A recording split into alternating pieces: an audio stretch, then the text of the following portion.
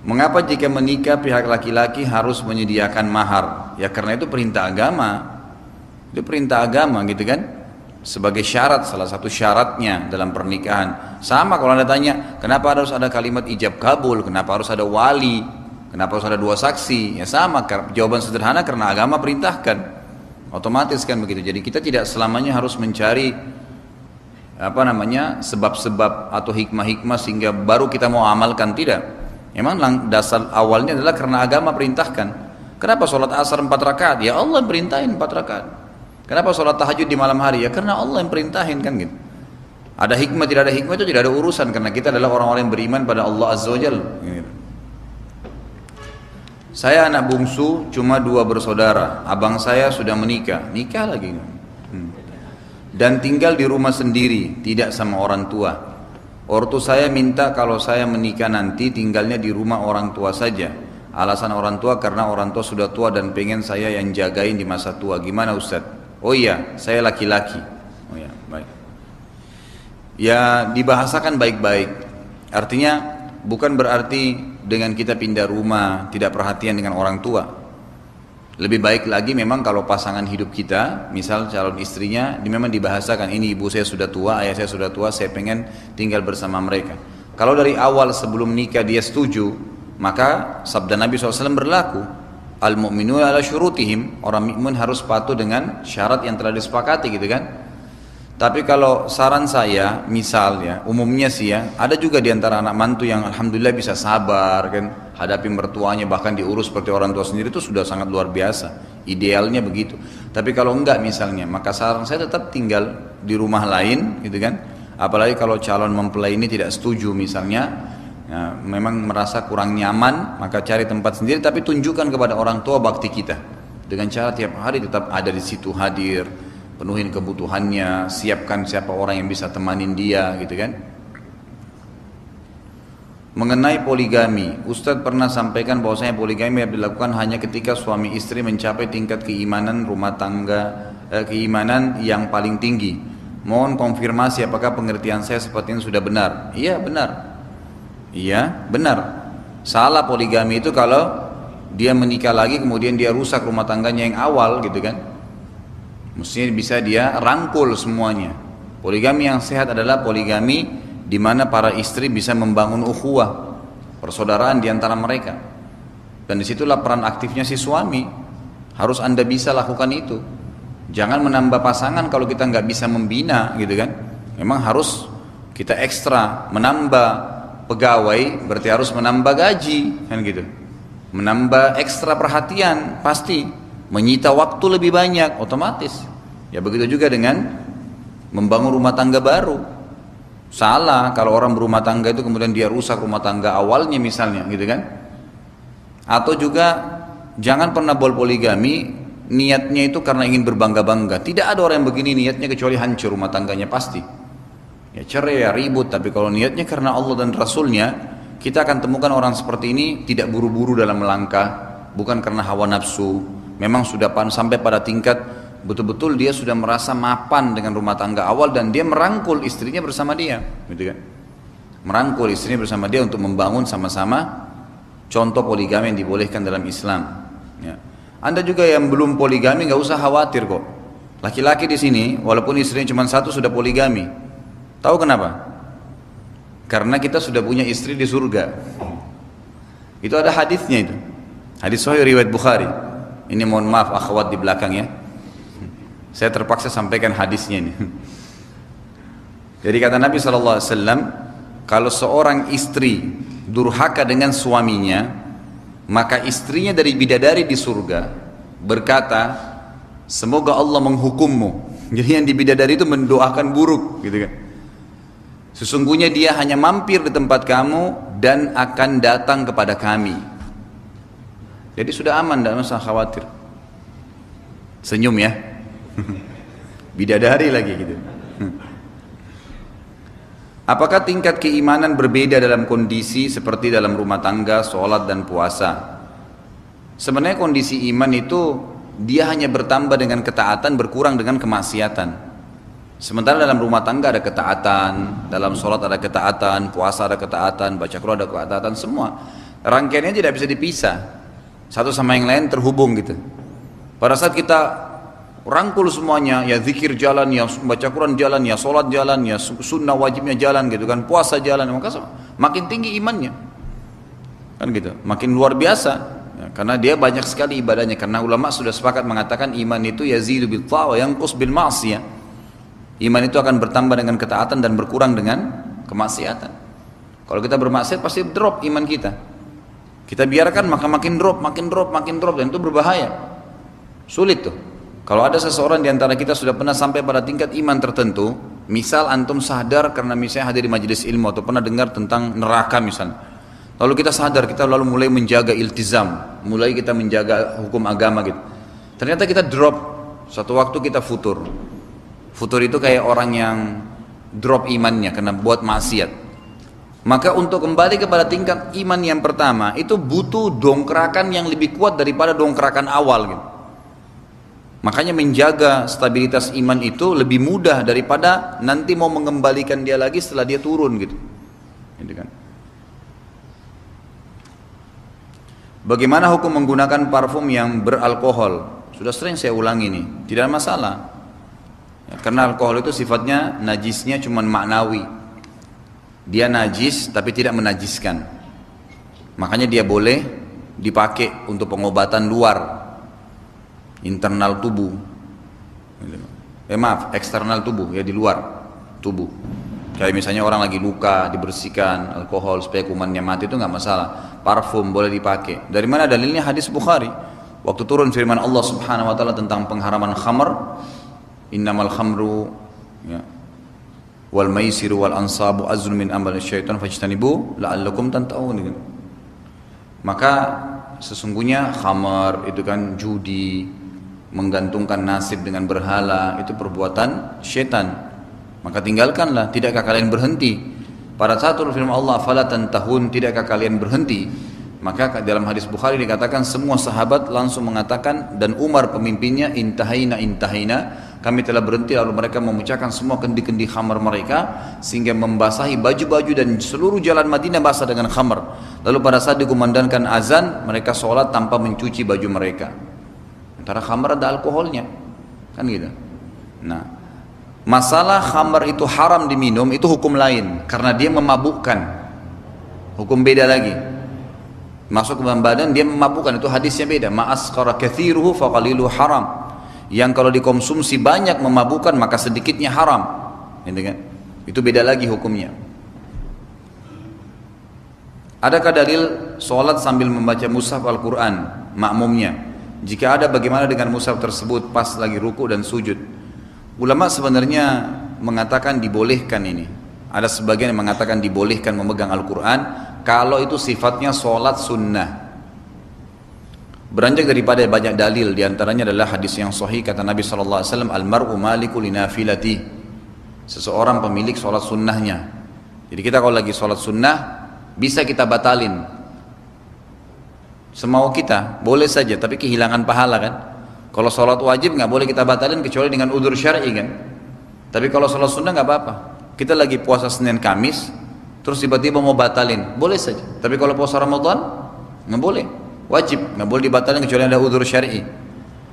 Nah jadi orang itu pemilik sholat sunnah atau ibadah sunnahnya, diantaranya sholat. Nah ulama mengatakan memang hadis ini global, tapi berarti boleh dihubungkan dengan hadis lain riwayat Bukhari, di mana kata Nabi SAW kepada orang yang musi'us sholah, ada sahabat yang berikan istilah sholatnya buruk.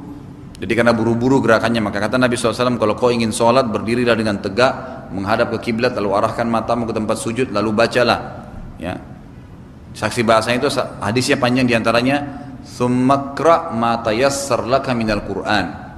Kemudian bacalah apa yang telah termudahkan untukmu dari Al-Quran. Kata-kata tsummakra, sebagian ulama mengatakan berarti dia boleh membaca Al-Quran karena disuruh baca ayat memang. Ya ini untuk menghindari orang yang memang sedikit hafalannya, misalnya cuman setiap sholat selama 20 tahun inna ataina wal asri terus gitu kan. Maka mungkin dia pindah di surah-surah lain. Itu lebih baik kalau dia hafal. Seperti kalau lagi sholat tahajud gitu kan, atau imam lagi membaca mengkhatam Al-Quran di Ramadan lalu dia sambil melihat. Ini ada sebagian pendapat yang membolehkan ya, karena istidlalnya tadi yang saya katakan itu. Tapi tidak ada juga yang mengatakan tidak boleh mutlak, karena itu mengganggu konsentrasi mata kita dari tempat sujud. Sementara ada hadis yang menyuruh kita tidak boleh mengalihkan mata dari tempat sujud, yang berbunyi Allah dan malaikatnya terus memberikan salam kepada orang yang tidak mengalihkan matanya dari tempat sujudnya, gitu kan? Itu ada fadilah sendiri. Maka ada yang mengatakan tidak boleh ini sebenarnya megang mushaf, megang Quran. Dan yang mengatakan boleh malah terbuka lebar itu. Bukan cuma makmum, imamnya pun dibolehkan oleh pendapat pertama ini. Mereka boleh meletakkan Quran yang besar di dekat tempat sujudnya yang bisa kelihatan untuk dia baca ayat lebih panjang misalnya. Tapi di sholat sunnah. Kalau masalah bagaimana dia ruku atau bagaimana dia sujud, ya mekanismenya bisa umumnya si orang yang pegang Quran itu biasa Quran kecil kan. Tidak mungkin Quran besar sementara dia sholat. Jadi yang ukurannya lebih kecil, maka lebih mudah, bisa dilipat dan ditahan aja, dipegang, dibuka lagi pada saat berdiri. Ustaz, jika kita berziarah kubur, orang yang sudah meninggal bisa melihat atau mendengar kita enggak? Enggak bisa. Sama sekali enggak bisa. Itu sesuai dengan firman Allah Subhanahu wa taala. Allah Subhanahu wa taala mengatakan dalam Al-Qur'an, "A'udzubillahi minasyaitonir rajim, innaka la tusmi'u man fil kubur." Kau tidak akan pernah bisa mendengar apa yang terjadi di kuburan, dan mereka juga tidak bisa mendengar kamu. Tetapi mereka mendapatkan informasi tentang kerabatnya dari para malaikat. Sebagaimana sudah pernah saya sampaikan, kan ada 2 orang sahabat, masih ingat kisahnya, yang mereka saling janjian, siapa yang mati duluan di antara kita, kalau diizinkan sama Allah, datang ke mimpi temannya. Meninggallah salah satu di antara mereka, kemudian malamnya mimpi temannya ini, datang dia. Lalu ditanya oleh temannya masih hidup, apa yang Allah lakukan dengan kamu? Dia bilang, alhamdulillah Allah sudah ampuni saya. Tidak terjadi interaksi seperti kita di dunia, tapi seperti hanya hal-hal poin-poin penting saja gitu. Lalu kata yang masih hidup ini, saya tiba-tiba melihat ada berwarna hitam, titik hitam di lehernya teman saya. Lalu saya tanya, apa itu di leher kamu? Lalu dia bilang, ini utang saya sebanyak 50 dirham kepada salah satu Yahudi di Madinah yang belum sempat saya bayar. Maka saya minta tolong kepada kamu untuk membayarkannya, dan uang itu saya letakkan di ruang tamu saya berada di tempat ini, gitu kan. Namanya Yahudi itu si Fulan. Bangunlah, sebelum bangun, lalu yang meninggal ini bilang dalam mimpi itu, ini kisah nyata dan dalam riwayat yang sahih. Cuma saya lupa nama 2 sahabat ini. Lalu yang sudah mati di mimpi itu bilang, ketahuilah bahwasanya semua yang terjadi pada kerabat kami itu disampaikan kepada kami, sampai-sampai ada seekor kucing kami di rumah yang mati ya beberapa hari lalu. Jadi ceritanya ini bukan, mohon maaf tadi saya keliru ya, bukan malamnya dia mimpi, beberapa hari setelahnya, karena kisah ini menjelaskan ada kucing yang mati beberapa hari lalu di rumah kami dan diinformasikan kepada saya. Bangunlah temannya ini, si sahabat yang masih hidup, lalu kemudian dia ke rumahnya, temui istrinya dan anaknya temannya yang mati ini, lalu disampaikan mimpinya, lalu dilihat betul yang disampaikan di situ ada di ruang tamunya ada tempat lubang, dilihat ada karung kecil, ternyata memang ada isinya 50 dirham, dan didatangi orang Yahudi yang disebutkan namanya dalam mimpi, lalu diantar, memang betul dia katakan ada utangnya. Setelah itu lalu dia kembali lagi ke rumah istri si temannya yang mati, dan dia bilang begini, apakah ada sesuatu yang terjadi di rumah kalian? Kata yang istrinya, enggak ada, hanya saja beberapa hari lalu kucing kami mati. Berarti kan sesuai dengan informasi yang disampaikan dengan kerabatnya yang sudah meninggal. Jadi sampai informasi kepada mereka. Juga sabda Nabi SAW dalam hadis yang sahih, dimanapun kalian memberikan salam kepadaku maka akan disampaikan kepadaku. Bukan ruhnya Nabi SAW datang, tapi disampaikan oleh malaikat. Pertanyaan berikutnya, jika nanti di yaumul hisab timbangan amal baik kita lebih sedikit dari timbangan amal buruk, apakah kita akan tetap disiksa dalam neraka? Sebab ana bertaubat baru sebentar, khawatir kelak timbangan amal baik ana lebih sedikit dari amal buruk, mengingat begitu banyaknya waktu yang sudah disia-siakan. Ada hadis Nabi SAW, ini berita gembira bagi orang-orang yang beriman. At-taubah tajubbu ma qablaha. Taubat akan menghapuskan kesalahan yang lalu. Kalau anda sudah taubat kepada Allah Azza wa Jal, kita bermaksiat selama 30 tahun. Taubat nasuha insya Allah 30 tahun itu bersih. Nggak ada masalah, nggak ada dosa lagi. Jadi tinggal yang ditimbang nanti adalah amal soleh kita ke depan dan dosa yang kita kerjakan setelah taubat itu. Jadi nggak usah khawatir. Tapi kita kekurangan derajat di surga. Beda orang yang 30 tahun sholat 5 waktu dengan orang yang baru taubat tahun lalu kan gitu. Nggak mungkin sama, secara kuantitas memang sudah beda. Apalagi kalau kita bicara kualitasnya memang bagus gitu kan. Maka beda, tapi tidak ada masalah. Minimal Anda selamat dari azab dan masih bisa mengejar derajat-derajat di surga dengan sisa umur yang ada gitu. Yang ketiga, bagaimana pandangan Ustaz jika Anda mulai menghafal Quran dengan tajwid dan makhraj yang sebenarnya masih belum baik dan tepat? Tidak ada masalah. Hadis sahih kata Nabi SAW, orang yang mempelajari Quran, membaca Al-Quran dan dia mahir, dia kuasai tajwidnya, makharijnya, tempat penyebutan huruf itu, bacanya benar, maka dia bersama dengan para malaikat, derajatnya sama dengan para malaikat. Dan kalau seandainya dia membaca Al-Quran sementara dia yatata'ta dalam hadis, jadi dia terputus-putus, masih belum bisa, masih belum 100% mahir gitu, masih nyambung-nyambung, masih belajar, iqra' lah misalnya gitu kan, maka dia mendapatkan 2 pahala. Artinya 2 pahala ini kata ulama hadis adalah didobelkan, 10 pahala per huruf jadi 20 gitu kan, karena ada upaya dia untuk membaca. Jadi nggak ada masalah dan itu belum terlambat. Memang sudah semestinya Anda membaca dan mempelajari gitu. Ustadz, di kantor saya pernah ada ustadz yang bahas tentang tasawuf dan dia tidak setuju kalau ada yang mengatakan tasawuf itu sesat. Pertanyaannya, apakah tasawuf itu dan benarkah ajaran tasawuf? Ya, orang memang yang masuk dalam aliran ini pasti menganggap itu benar gitu kan, otomatis. Dan ini sebenarnya sudah sering saya ulangi ya, mudah-mudahan teman-teman yang sudah biasa dengar tidak jenuh kalau saya ulangi lagi penjelasannya. Kata-kata tasawuf itu diambil dari kata-kata suf. Suf itu artinya kain kasar. Awal mula munculnya ini di tahun 110 Hijriah di zaman Hasan Basri rahimahullah. Jadi beliau adalah ulama tabi'in yang terkenal juga sebagai anak susu Nabi SAW karena beliau pernah tinggal serumah dengan Ummu Salamah, istri Nabi SAW gitu kan. Walaupun Ummu Salamah tidak pernah menyusui Hasan Basri, tapi pernah satu kali ibunya, ini kebetulan Hasan Basri adalah pembantunya Ummu Salamah, dan pernah satu kali ibunya Hasan Basri lagi sibuk dan dia masih masa menyusui, maka untuk menenangkan Ummu Salamah ya memberikan payudaranya kepada Hasan Basri yang masih kecil, maka diberikan julukan anak susu Nabi SAW. Beliau pernah melihat ada beberapa khalifah, ada khalifah di zaman beliau hidup itu sudah mulai menggunakan pakaian yang berlebihan, mewah gitu kan. Kemudian kehidupannya sudah mulai agak mubadzir ya. Maka zaman itu pakaian ulama dengan pakaian umara, pemimpin dan ulama dan pemimpin itu punya pakaian khas, begitu dilihat langsung ketahuan gitu. Maka pada saat itu beliau mengubah bajunya. Beliau seorang ulama besar, ada baju jubahnya sendiri, tapi beliau ubah, beliau menggunakan kain suf, kain kasar, untuk menunjukkan kepada khalifah yang pada saat itu lagi disorotin oleh beliau, perbuatan anda itu salah, melampaui batas gitu. Nah, karena beliau orang soleh, maka mulailah banyak orang murid-muridnya mencontohi. Dipikir itu memang sudah pakaian yang memang Hasan Basri suka pakai, padahal sebenarnya tidak, hanya waktu pada saat itu saja. Dan ini sekaligus kita luruskan karena banyak orang yang salah faham, terutama teman-teman yang masuk dalam tasawuf ini. Mereka anggap bahwasanya tasawuf itu harus kita baju yang kumuh, harus makannya roti kering, itu kan tidak boleh, mencintai dunia. Itu salah itu semua. Boleh saja orang normal mencintai dunia. Bukankah bagian daripada dunia adalah udara yang kita hirup, rumah yang kita tinggali, pakai kendaraan yang kita tunggangi? Semua itu biasa-biasa saja. Bahkan Nabi SAW memberikan nama untanya beliau, gitu kan?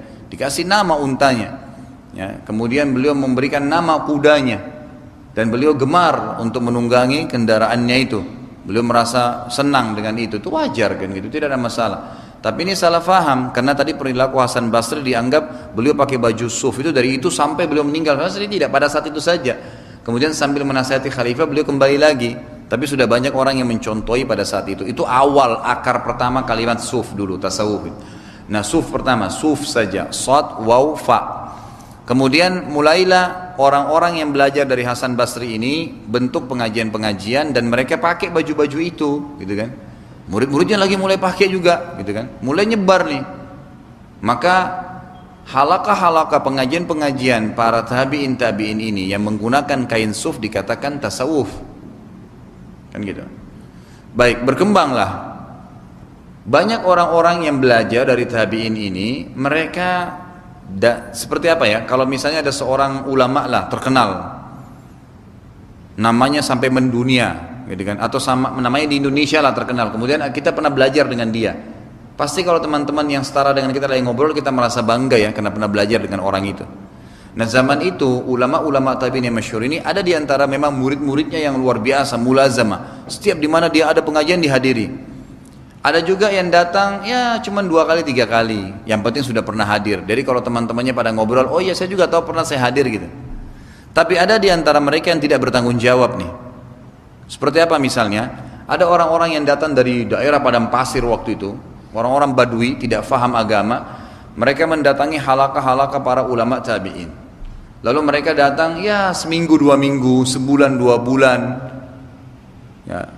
Kemudian mereka pulang ke kaumnya, lalu mereka mengatakan, saya muridnya Ahmad bin Hanbal, saya muridnya Malik bin Anas misalnya, ulama-ulama besar. Saya muridnya Sa'id bin Musayyib, saya muridnya Atha bin Abi Rabah. Sehingga membuat orang-orang kampungnya menghormati dia, ditokohkan, gitu kan? Seperti kalau kita sekarang mungkin belum belajar, karena saya temukan begitu, ada orang-orang yang dipanggil ustadz, ada kiai, baca Qur'annya salah gitu. Dari mana gelarnya ini gitu? Ini semua kenapa? Karena mungkin dia mungkin pernah ceramah sekali, mungkin pernah sebutkan nama seorang ustadz yang terkenal sehingga dia akhirnya dianggap orang yang betul-betul sudah kompeten seperti itu, kan gitu. Maka yang terjadi orang-orang ini lalu dituahkan lah istilah tanda kutip di kaumnya di padang pasir ini, kemudian mereka membentuk halaqah-halaqah lagi. Nah karena keterbatasan ilmu mereka dan mereka tidak mau mengatakan tidak tahu, maka mereka akhirnya memfatwakan sembarangan. Ini boleh, ini nggak boleh. Dan orang-orang inilah yang terkenal memiliki tariqah. Kalau bahasa Indonesia tarekat. Apa itu tarekat? Diambil dari kata-kata tariqah, jalan-jalan, jalur-jalur. Artinya tariqah itu maksudnya adalah, atau tarekat itu jalur jalan untuk beribadah kepada Allah. Tapi sesuai dengan versi mereka masing-masing ini. Maka ada tarekat ini, ada tarekat itu, ada tarekat ini, macam-macam tarekat-tarekat. Nah ini semua asalnya muncul dari orang-orang yang tadi. Makanya kita temukan teman-teman kita yang belajar tarekat itu, mereka asas-asasnya itu membedakan antara syariat dengan ma'rifat. Padahal syariat itu adalah di dalamnya masuk ma'rifat kepada Allah SWT. Ini enggak. Bahkan ada bahasa yang jelas itu di kalangan orang-orang tarekat yang sudah merasa dirinya sudah level tinggi, mereka menganggap kalau orang awam memang belajar syariat. Tapi kalau orang yang masuk jadi sufi, maka dia cukup mempelajari atau ma'rifat sampai akhirnya pada tingkat hubungannya dengan Allah itu dia berhubungan dengan cara dia. Misal dia sholat 1000 rakaat, misal dia berzikir dengan zikir tertentu. Dan untuk ya membuat tarekat-tarekat ini supaya bisa lebih terprogram, dibuatkanlah istilah namanya maqamat. Apa itu maqamat? Maqam-maqam. Misalnya tarekat A punya maqam-maqam. Kita kalau masuk ke tarekat ini nanti ada maqam 1 kita apa istighfar 1000 kali, maqam 2 kita sholat sekian banyak, maqam 3 maqam sampai maqam tertinggi nanti itu sudah dianggap wali. Dan umumnya kalau sudah sampai pada tingkat wali itu luar biasa, bisa terhapus syariat dari dia, nggak butuh syariat, dia berhubungan dengan Allah langsung. Dan ini cukup banyak dulu saya berikan contoh-contoh ya. Mereka menganggap ada informasi-informasi gaib datang dari Allah langsung kepada dia. Ada yang mengaku ketemu Jibril, ada yang mengaku ketemu dengan Nabi Khidir, ada yang mengaku luar biasa yang tidak masuk di akal. Dan ini semua saya pastikan ya, mudah-mudahan Allah berikan hidayah kita semua dan menjaga kita, itu semua permainan jin. Makanya kalau kita lihat kisah para tabi'in, para ulama salaf kita dulu, ada di antara mereka yang lagi sholat gitu kan, kemudian di malam hari kemudian tiba-tiba dia lihat di hadapannya ada cahaya putih terang. Sementara selesai sholat dia lagi berzikir nunggu subuh gitu, gelap malam hari. Lalu ada suara terdengar dari cahaya itu mengatakan, namanya kebetulan dia Abdullah, wahai Abdullah, saya sudah mengetahui ketulusanmu beribadah kepadaku, maka mulai hari ini ya saya sudah mengangkat darimu kewajiban sholat. Artinya bukan wajib lagi. Maka si Abdullah ini mengatakan dalam kisah dalam riwayatnya, maka saya langsung mengatakan a'udzu billahi minasyaitonir rajim, kamu pasti setan dan bukan suara dari Allah ataupun malaikat. Tiba-tiba hilang cahaya itu. Ditanya oleh teman-temannya waktu dia ceritakan kisahnya, kenapa kau bisa pastikan itu setan? Dia bilang nggak mungkin, Allah mensyariatkan sholat, Nabi Muhammad SAW sampai meninggal tetap syariat sholat tidak pernah dihapus. Kenapa bisa-bisa tiba-tiba suara itu mengatakan diangkat kewajiban dari kamu? Bentrok dengan hukum Allah gitu kan? Berarti dari setan, dan memang betul. Begitu mereka kadang-kadang mengelabui. Makanya saya pernah ketemu dengan salah satu tokohnya waktu itu di kota Makassar itu, ngobrol, dia biasa konsultasi dengan saya, tanya-tanya masalah agama gitu. Saya juga tadinya tidak tahu kalau dia salah satu tokohnya gitu kan, tapi saya tahu dia masuk di salah satu tarekat tertentu, saya nggak usah sebutin. Lalu dia ngobrol-ngobrol sama saya, dia selalu bilang di tempat ini sering datang berita gaib nih, saya kalau salat 2 rakaat saya langsung dapat ilham. Wah, ini luar biasa yang dapat ilham gitu kan. Nah, Nabi SAW aja waktu menunggu berhadap agar diberikan kemenangan Allah di perang Badar, beliau sampai berdoa sampai luar biasa gitu doanya, sampai Abu Bakar mengatakan, ya Rasulullah, ya kasihani diri anda. Kata Nabi SAW, tidak Abu Bakar, sampai Allah memastikan aku mendapatkan apa yang aku inginkan. Terus beliau berdoa alaihissalam. Terus ini orang cuma berdoa sekali atau salat 1 kali langsung kemudian dapat petunjuk macam-macam dari Allah gitu. Ada yang mengaku ketemu Jibril, dia ngobrol sama saya 1 hari lalu, dia bilang, kalau saya sih masih begitu levelnya, ada teman saya lebih hebat Ustaz. Oh, bagaimana itu? Langsung dia bilang, waktu saya lagi duduk sama-sama, langsung dia bilang, shh, diam, itu Jibril lagi senyum dengan saya. Nah, itu kisah nyata, ini dia cerita sama saya sendiri gitu. Saya sampai kaget, ketemu Jibril alaihissalam ini. Yang ketemu Jibril itu hanya nabi-nabi gitu kan, dan orang yang Allah pilih, ini luar biasa. Di kota Makassar Jibril sempat datang ini. Nah, ini perlu dikasih predikat gitu kan, kota Makassar ini. Nah, kebetulan karena saya dari sana gitu. Nah, ini yang terjadi, ini dari mana semuanya? Maka saya memang sarankan untuk tidak dipelajari. Sekarang dikembangkan tuh, sampai masuk ke pasar sarjana, sampai ada kurikulumnya, dan diangkat-angkat semua itu. Saya waktu ngambil S2 itu sampai dosen saya, mohon maaf saya bahasakan ini, dosen saya kebetulan doktor, dia sampai sulit untuk ngomong di kelas itu gara-gara saya berikan wacana gitu. Dia sampai mengangkat banyak sekali, diantaranya Khallaj. Khallaj itu salah satu orang yang pernah mengatakan ana huwa wa huwa ana. Jadi tokoh yang dianggap luar biasa dalam sufi itu adalah seorang bernama Khallaj. Khallaj ini pernah berkata, saya adalah Tuhan, Tuhan adalah saya. Dipenggal lehernya oleh Mu'tasim, khalifah pada zaman itu. Ini orang sudah kufur, mengaku dirinya Tuhan, Tuhan bisa masuk ke badannya. Bagaimana bisa itu? Tidak mungkin. Dipenggal kepalanya, tapi dianggap dia orang yang berprestasi. Dia adalah tokoh yang diceritain kisahnya bagaimana. Loh, ini orang dipenggal kok, dikisos. Karena dia syirik, gitu kan? Dianggap tidak normal di zamannya dulu tuh, di zaman Abbasiyah. Tapi kita sekarang dijadikan kurikulum di S2. Wah, luar biasa. Mau juga di Indonesia muncul halaj-halaj yang lain ya, kita siapin pedang kalau begitu. Bahaya sekali itu ngaku Tuhan. Kurang lebih seperti itu. Kalau saran saya jangan dipelajari. Tidak perlu kok. Jangankan Anda pelajari ilmunya sekarang yang lagi dikembangkan. Sedangkan di pengajian saya, mohon maaf saya bahasakan ini, ada pernah yang hadir, Ustaz, saya boleh nggak hadir di pengajian Ustaz, lalu saya hadir lagi di pengajian-pengajian lain, ada tarekat apa, ada pengajian Syiah, ada pengajian ini. Saya bilang jangan, nggak bisa. Anda akan hidup dalam keadaan bingung nanti. Kan gitu. Nanti di sini hadir, oh paham ini, sunnah. Nanti pindah lagi di sini, oh ternyata boleh toleransi ya. Oh ternyata di sini boleh caci maki sahabat ya. Wah ini kacau balau semuanya. Emang nggak boleh, jangan berikan peluang karena pasti ada pengaruhnya. Manusia ini mudah sekali terpengaruh ya. Coba Anda lagi jalan sama teman terus teman Anda bilang begini, aduh saya mau kencing nih. Terpengaruh tuh, kita bisa juga mau kencing kita. Sudah umum, apa yang kita dengar biasa berpengaruh, apa yang kita lihat berpengaruh. Jadi bahaya. Makanya jauhi semua yang bisa merusak akidah kita gitu. Ustaz, bagaimana hukumnya bila seorang istri berani menolak ataupun menentang masukan positif atau perintah sesuai tuntunan agama yang disampaikan oleh seorang suami? Terkadang banyak dijumpai seorang istri tidak mematuhi seluruh perintah dari suaminya hanya dikarenakan cara dan waktu dalam menyampaikannya kurang tepat menurut pandangan dan suasana hati seorang istri. Bagaimana cara terbaik dalam menyikapinya Ustaz? Istri dan suami, orang tua dan anak, teman-teman gitu kan. Saya sudah sering bahasakan, selalu camkan ini adalah tanda kutip boneka-boneka yang Allah titipkan gitu. Ini istrimu ya. Apa perintah Allah pada istri? Lindungi dia, berikan nafkah, didik dia, layani kebutuhannya, gitu kan? Berikan tempat tinggal yang layak. Karena saya kasih pahala. Itu kata Allah. Kalau orang niatnya karena Allah, istrinya mau rewel pun dia tidak akan berhentikan kewajibannya, karena nggak ada urusan sama si istri ini boneka saja Allah titipin. Mau dia ngomel-ngomel, mau tidak, diingatkan, diluruskan, dinasehatin, tapi bukan berarti kita berhentikan kewajiban kita. Karena dia berdosa, kita juga berdosa.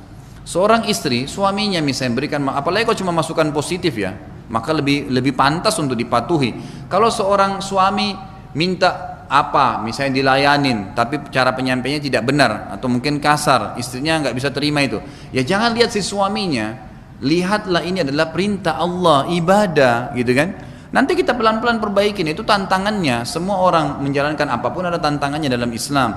Berumah tangga ada tantangannya. Ada laki-laki ini 30 tahun, 35 tahun hidup di lingkungan dia. Lalu tiba-tiba saya sebagai istri mau mengubah dia seperti yang saya mau dalam hitungan 2-3 hari atau seminggu berumah tangga. Nggak mungkin.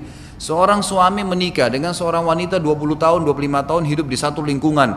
Pola hidup, pola makan, pengaturan waktu, pakaian, semua berbeda. Lalu tiba-tiba masuk, saya ingin atur dia. Bagaimana caranya saya bisa mengubah dia? Gitu kan? Tidak mungkin, butuh waktu, gitu ya. Kalau itu cuma satu yang bisa mengubah. Kalau memang ada pemahaman agama diprioritaskan. Memang kita dahulukan agama, mana yang benar, mana yang halal, mana yang haram itu dahulukan. Maka itu insya Allah akan dengan sendirinya, otomatis. Dalam 1 jam, setengah jam sudah bisa selesai urusan semua. Tapi kalau enggak, ya tidak sulit. Akan mengubahnya butuh waktu. Bersabar, tapi jangan sampai kita bengkalikan kewajiban. Sekarang seorang istri, pertanyaan sederhana, suaminya kasih masukan positif, kenapa dia harus tolak, gitu kan? Kalau hanya karena masalah kejiwaan, sebenarnya kadang-kadang bukan kejiwaannya, karena syaitan memang nggak mau. Kalau selama kita harus tangkap, oh ini baik ya, langsung ubah. Syaitan nggak mau kita berubah tentunya, apalagi kalau seorang istri karena bisa masuk dalam bab nusyuz, gitu kan? Apa itu nusyuz? Membangkang. Nanti akan dosa besar yang ke-42 itu masalah itu. Masalah nusyuznya seorang istri, gitu kan? Insya Allah akan kita bahas Selasa akan datang. Jadi kalau masukan positif, istiadah kepada Allah, terima dan jalankan. Itu kadang-kadang syaitan membuat kita berat. Suami juga begitu. Kadang-kadang diberikan masukan oleh istri, lalu dianggap istri saya yang bilang, nggak usah saya ikutin dia. Salah. Bukan cuma istri, anak kita pun kalau mau menyebutkan kalimat positif, kenapa tidak? Gitu kan? Mestinya baik gitu. Kita terima saja, kenapa enggak gitu? Ustadz, saat ini ada fenomena di sekitar seorang yang lebih memilih mendengar kajian lewat file rekaman atau video daripada menghadiri kajian majelis ilmu. Yang menjadi pertanyaan saya, Ustadz, perbedaan apa sajakah nilai pahala antara orang yang menghadiri majelis kajian ilmu dengan orang yang hanya mendengarkan kajian lewat rekaman? Beda, karena mendengar rekaman itu tidak menyebabkan datangnya malaikat kemudian membawa rahmat. Dia dapat ilmu ya, tapi nggak dapatkan rahmat dari Allah. Rahmat maksudnya ada hadis yang berbunyi tidak ada satu kaum yang berkumpul, gitu kan, di rumah Allah seperti di masjid-masjid misalnya. Kemudian mereka mempelajari ayat-ayat Al-Quran, ayat-ayat Allah, maksudnya ilmu agama, gitu kan, kecuali akan turun kepada mereka sakinah, gitu kan, ketenangan, dan malaikat menebatkan sayapnya serta menaungi mereka. Datang rahmat dari Allah SWT, ada tambahan rahmat. Nah, rahmat ini ulama hadis menjabarkan bisa diberkahi hidupnya, bisa mereka lebih mudah menerima ilmu itu, bisa mereka lebih gampang aplikasikan, seperti itu. Kalau Anda memang tidak bisa hadir karena keadaan, gitu kan, mungkin ibu-ibu pernah ada yang sering BBM ke saya itu, pertanyaannya Masya Allah kalau di BBM luar biasa gitu. Kalau saya pindahin 7 lembar kali, kan gitu. Jadi bertanya, Ustadz sholat ini, Ustadz gini, saya pertama bingung, ini waktu untuk jawab itu mungkin butuh 1 jam karena dengan dalil-dalilnya panjang gitu kan.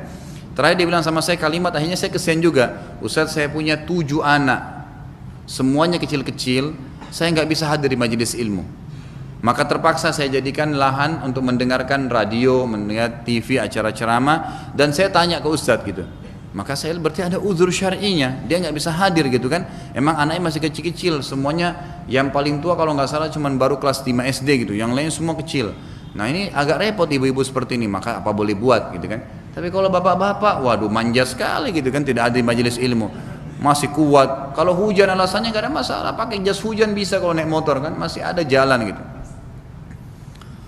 Ustadz menyinggung mengenai memasang ayat Al-Quran di dinding dengan tujuan untuk mengusir jin. Ustadz menyebutkan kalau itu untuk mengusir jin tidak akan bisa. Tapi apa hukumnya memasang ayat tersebut dengan tujuan Jadi ini jangan terbolak-balik ya.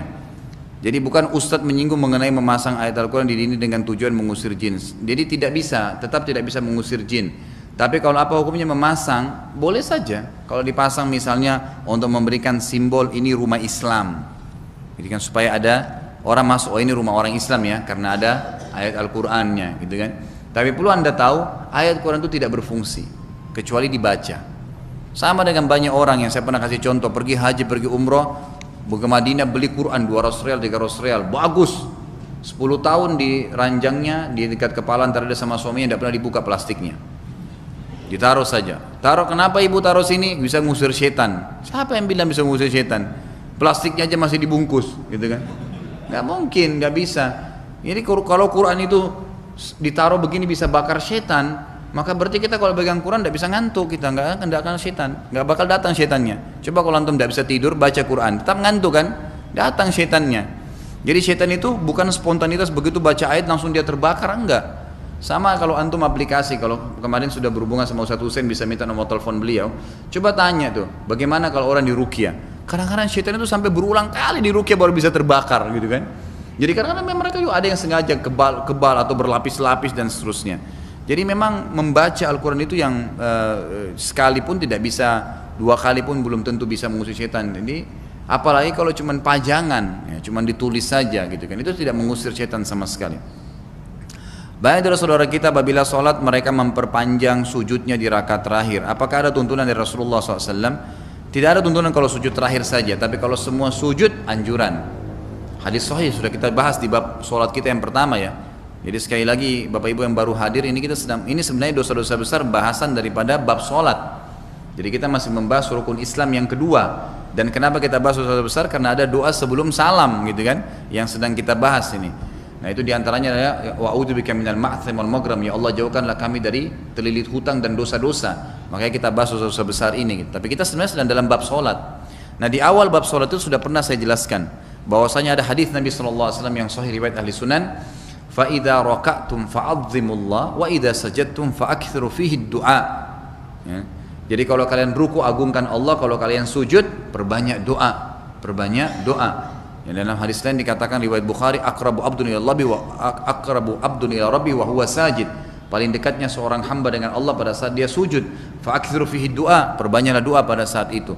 Jadi ulama mengatakan tidak ada penentuan sujud terakhir, tapi semua sujud, semua sujud. Jadi tidak ada pilihan, gitu kan? Bolehkah kita sholat di masjid yang ada kuburannya? Contoh kuburannya berada di halaman masjid yang hanya dibatasi tembok masjid.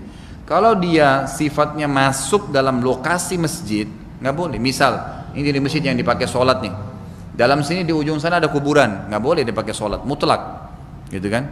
Sebagaimana Nabi SAW mengatakan, la taj'alu kuburakum masajid. Jangan kalian jadikan kubur itu sebagai masjid, atau sebaliknya, nggak boleh masjid dijadikan kuburan, gitu kan? Tapi kalau dia di luar fisik masjid, kebetulan saja misal ada orang wakafin tanah masjid ini, sebelahnya wakaf juga tapi untuk kuburan, bersebelahan. Jadi masjidnya dibangun maksimal, tapi dia di luar masjid, bolehkah sholat? Boleh, nggak ada masalah karena keluar. Tinggal khilaf di antara ulama kalau dia masuk di halaman masjid, di pagar masjid dia masuk, bolehkah orang sholat? Ini masih khilaf. Ada yang mengatakan boleh, ada yang mengatakan tidak. Tapi kalau kita simpulkan kalau masih ada masjid lain, maka lebih baik cari masjid lain. Gitu kan? Tapi kalau sudah tidak ada, selama dia di luar fisik masjidnya yang dipakai sholat rutin, maka itu tidak ada masalah. Apalagi yang termasuk tidak boleh ya, kalau misal di sebelah masjid ini ada kuburan, 2-3 kuburan. Ternyata kalau hari Jumat atau hari Raya, lagi pun masjid dipakai juga sholat di belakang kuburannya, maka itu nggak boleh. Jelas, berarti dia bisa dipakai sholat, gitu kan? Tapi kalau dia betul-betul tidak ada sholat di situ, cuma dia di halaman masjid saja kebetulan, maka insya Allah masih ada yang membolehkan. Ustadz, bos anak di kantor ngajak anak buahnya makan malam 1 minggu sebelum Natal dan diberi judul makan malam Natal. Boleh tidak anak datang karena niat makan malamnya saja? Sebab memang gak ada acara lainnya malam itu, hanya makan di sebuah restoran. Ditambah lagi mayoritas di sekitar anak ini non muslim. Jika tidak boleh, mohon saran bagaimana menghindarinya Ustadz. Kalau dia jelas mengundang untuk Natal, karena bos antum ini adalah Nasara, orang Kristen, maka tolak. Gini, sebagai seorang muslim jangan malu menunjukkan prinsip. Kenapa kita malu mengatakan maaf ini tidak boleh dalam agama saya? Kenapa? Nah yang jadi PR terus gitu kan? Walaupun bos kita, kenapa? Maaf saya nggak bisa lakukan karena ini agama saya tidak membolehkan. Selesai, biar dia tahu itu nggak boleh memang. Tapi kita dari sisi lain pekerjaan-pekerjaan itu yang profesional kita kerjain. Semua yang baik kita kerjain yang boleh, nggak ada masalah. Maka jangan jadi PR terus. Kalau dia jelas undang, ya, undang makan malam menjelang Natal, ada Natalnya, tujuannya untuk merayakan Natal, maka tolak. Mohon maaf ya, saya nggak bisa hadir. Masa orang kalau mohon maaf nggak bisa hadir dipaksa, gitu kan? Saya rasa enggak. Masa kalau tidak hadir misalnya maka dipotong gajinya, gitu kan? Enggak. Makan malam Ustadz, ya makan malam bisa tempat lain, gitu kan? Gratis, ya udah sini saya yang traktir deh. Datang aja ke restoran saya di Kalibata, saya kasih gratis. Nggak masalah kalau hanya karena itu, gitu kan, tidak ada hubungan dengan Natal lagi. Pertanyaan berikutnya, jika kita menjadi imam ketika sholat berjamaah dan saf jamaah di belakang kita tidak lurus dan tidak rapat, apakah itu termasuk kesalahan imam dan imam menanggung dosanya? Kalau imam sudah mengingatkan maka tidak berdosa. Makanya imamnya itu dianjurkan sebelum takbir tetap ya menekankan jemaah. Nabi SAW dikatakan dalam hadis Bukhari tidak bertakbiratul ihram sampai memastikan saf sahabatnya rapat. Bahkan dalam hadis lain dikatakan Nabi SAW mengatur saf kami sampai seperti beliau mengatur anak panah yang akan dilepaskan dari busurnya. Jadi sampai dada kami rata semua baru beliau takbir. Dan yang jadi tolok ukur adalah saf pertamanya. Kemudian nanti saf kedua mengikuti saf yang setelahnya seterusnya, diingatkan gitu. Dan mungkin kan ngontrol sampai ke belakang, tapi dijadikan penjelasan. Makanya pentingnya imam dan makmum itu juga mengetahui tentang hukum-hukum saf, ya hukum-hukum saf. Seperti saya temukan kan di masjid kita, alhamdulillah imam kita selalu ingatkan kan, luruskan saf misalnya. Kaki yang masuk di dalam kotak adalah tumitnya, perhatikan tumitnya. Saya juga kalau jadi imam selalu saya ingatkan itu. Sebelum saya takbir selalu, saya tidak takbir, saya selalu mengatakan jemaah, terutama laki-laki di depan ya, perempuan tinggal ikut di belakang. Maka yang diperhatikan adalah tumitnya yang dijadikan patokan, bukan ujung jari-jari telapak kaki kita, karena telapak kaki kan tidak sama ukurannya. Kalau kita jadikan tumit jadi patokan, maka pasti rata. Coba perhatikan saf, kalau tumitnya rata semua dari saf kedua, perhatikan yang saf pertama, pasti rapi. Tapi kalau yang diperhatikan adalah ujung jari depan, maka otomatis di belakang itu kocar kacir, karena tumitnya akan ke belakang, gitu kan? Makanya tumit yang jadi patokan. Para sahabat mengatakan dalam hadis sahih, kami di zaman Nabi SAW kalau teriqamahkan sholat, maka kami mempertemukan tumit-tumit kami, sehingga membuat betis-betis kami bertemu dan membuat pundak-pundak kami bertemu. Jadi rata safnya. Nah kalau imamnya sudah ingatkan tapi masih ada juga yang melanggar, maka itu kesalahan dia. Yang salah kalau imamnya tidak bilang istawu wa'tadilu, luruskan, rapatkan, gitu kan, perhatikan jemaah, masukkan jarinya, ini kan, luruskan pundaknya. Dia tidak lakukan itu, dia langsung takbir saja, dia menanggung. Nah kewajiban dia itu, sebagaimana dia kalau sholat jadi imam dan benar, dia panen pahala makmumnya, gitu kan. Bila ada yang mengatakan tentang surah dalam Al-Quran, seorang laki-laki muslim menikah dengan ahli kitab di zaman sekarang ini tidak baik, karena zaman sekarang sudah tidak ada ahli kitab, karena dia mengatakan sudah berubahnya, bahkan tidak ada lagi kitab Injil dan Taurat yang asli. Kitab Injil dan Taurat yang asli sudah tidak ada dari zaman Nabi sebelum lahir.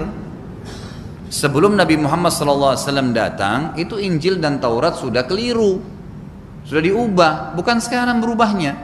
Makanya Al-Quran datang menjelaskan tentang kekeliruan Injil dan Taurat yang sudah diubah-ubah ayatnya. Kalau begitu berarti ahli kitab tetap ada dari sebelum Nabi SAW sampai hari kiamat. Kalau ada orang berani mengatakan ahli kitab tidak ada lagi sekarang, berarti anda seakan-akan menghapus semua ayat-ayat yang berhubungan dengan ahli kitab. Tidak boleh laki-laki muslim boleh menikah dengan wanita ahli kitab, itu berarti dihapus. Hukum memakan sembelihan ahli kitab, yang hewan-hewan dihalalkan, ini semua dalam surah Al-Ma'idah ayat 3, ayat 4, ayat 5 kan menjelaskan masalah itu. Maka ini berarti terhapus juga hukumnya, gitu kan. Dakwah untuk ahli kitab, ya ahlal kitabi ta'alu ila kalimatin sawa, didakwah untuk mereka untuk mendakwah kepada tauhid, berarti gugur semua. Itu jelas, gitu kan. Innal ladzina kafaru, tentang kekafiran mereka, innal ladzina kafaru ahli kitab wal musyrikin fi nari jahannam khalidina fiha. Orang-orang kafir dari ahli kitab sudah dijelaskan, ada istilah ahli kitab dalam Al-Qur'an. Jadi enggak bisa kita mengatakan sudah tidak ada sekarang. Hanya karena dianggap oh sekarang sudah menyimpang, Injilnya sudah salah. Enggak, dari dulu Injil sudah berubah. Dari sebelum agama Nabi Islam ini disebarkan oleh Nabi SAW, sebelum Muhammad SAW lahir. Karena Injil itu ditulis setelah 600 tahun Nabi Isa AS tidak ada. Itu kan baru tulis Injil. Dan itu dalam 600 ya nuskha, ada 600 buku kitab Injil yang dinukil dari para sahabat-sahabat Nabi Isa alaihissalam, gitu kan. Baru macam-macam lah. Ya. Nanti akhirnya dibakar oleh pihak gereja, kemudian tersisalah 4. yang memang menghapus atau menghilangkan semua kata-kata atau nama Ahmad dalam Injil itu sendiri. Jadi memang sudah ada perubahan waktu mereka tulis-tulis itu, sudah berubah-ubah riwayat-riwayatnya, sudah berbeda-beda. Jadi yang jelas ahli kitab tetap ada sampai hari kiamat. Saya memiliki aset berupa sertifikat tanah, ingin digunakan sebagai modal, tapi tidak ingin diagunkan ke bank karena takut riba. Mohon tanggapannya. Apa yang saya mau tanggapin? Jual aja, gitu kan? Mungkin bisa dijual atau misalnya dijadikan jaminan kepada teman yang diajak untuk kerjasama misalnya. Jadi bisa saja misalnya ada teman punya modal, aset tanah saya bernilai 1 miliar, saya mau kerjasama, saya butuh modal 1 miliar, ini loh jaminannya, gitu kan? Ayo kerjasama dengan saya misalnya, atau tanah ini ya saya, karena bisa ada namanya rahan dalam Islam ya. Ya mengagunkan itu menggadainya boleh atau menyimpannya boleh, menitipkan dengan kita ambil modal, itu ada bab sendiri dalam bab fikih, gitu kan? Itu boleh. Jadi mungkin seperti itu, atau kita jual saja kalau memang mau dijadikan sebagai modal, gitu kan? Karena modal itu kan jelas kita pakai bisnis, insya Allah akan datang menguntungkan dan nanti akan bisa kita beli kembali, gitu. Apa hukumnya bekerja di bank syariah, Ustaz? Dan mohon doa kesembuhan ibu saya. Insya Allah kalau setahu saya selama ini boleh lah ya, karena di bank syariah itu ada majelis syariah, ada majelis syurahnya ya, ada majelis syura, ada para ulama yang bergabung di situ, gitu kan. Terus ada tim-timnya sendiri. Kemudian saya juga sudah berapa kali tanyakan apakah memang bank-bank syariah ini modalnya tercampur dengan modal-modal konvensional atau sendiri. Rata-rata semua jawabannya sendiri dan seterusnya. Jadi kalau memang Anda pastikan itu terlepas sendiri, maka nggak ada masalah, gitu kan? Kalau Anda masih ragu, insya Allah rezeki Allah luas, di mana-mana boleh kita bekerja, kan gitu. Saya sudah jelaskan itu hari kan. Kita waktu masih bayi, ikhwah akhwat sekalian, ini penting, tolong digarisbawahi. Kita waktu masih bayi di rahim ibu kita, pernah kita berpikir makan dan minum dari mana? Nggak pernah. Kita waktu masih kecil, masih anak-anak, kita cuma tahu merengek sama ibu, mana susu saya ibu, ayah mana baju saya, ayah ayo kita main rekreasi, piknik. Nggak pernah kita berpikir dari mana uangnya. Karena rezeki kita sudah ditentukan sama Allah. Kenapa sekarang sudah sarjana, otaknya sudah sempurna, tenaganya sempurna, malah ketakutan dengan rezeki? Ada rezeki, Allah SWT bukakan rezeki kok. Dan rezeki tidak akan diambil sama orang lain. Orang lain lihat ada orang subhanallah hidup. Saya itu hari pernah bawa mobil, saya jalan di pedalaman gitu. Saya lihat rumah-rumahnya orang-orang kampung itu dari kayu ya, kemudian ditutup atapnya dengan atap-atap biasa gitu. Mereka hidup, mereka makan, kan gitu. Anak-anaknya sekolah, biasa saja, rezeki semua ada, dan dunia ini adalah hiasan sebentar saja gitu. Jadi jangan sampai karena kita khawatir meninggalkan hal yang syubhat atau apalagi haram, kemudian kita, aduh saya mau beri makan apa ya, saya mau gini ya. Ada Allah, keyakinan kepada Allah harus dibangun itu. Bila seorang sudah bertobat nasuha namun terkadang teringat kembali nikmat maksiat yang dulu pernah dilakukan, namun ia berusaha melupakannya, terkadang datang ia lagi ingatan maksiat dan ia benci karena teringat kembali, begitu seterusnya. Apakah taubat nasuhanya diterima? Jazakallah khair. Ya, jadi tetap diterima taubat nasuhanya selama dia penuhi syarat, tinggalkan dosa itu, sesali dan janji sama Allah tidak akan mengulanginya. Pertanyaan, lalu dari mana datangnya ini? Perasaan-perasaan itu dari mana munculnya? Itu karena ulama memberikan ini pekah sekali ya.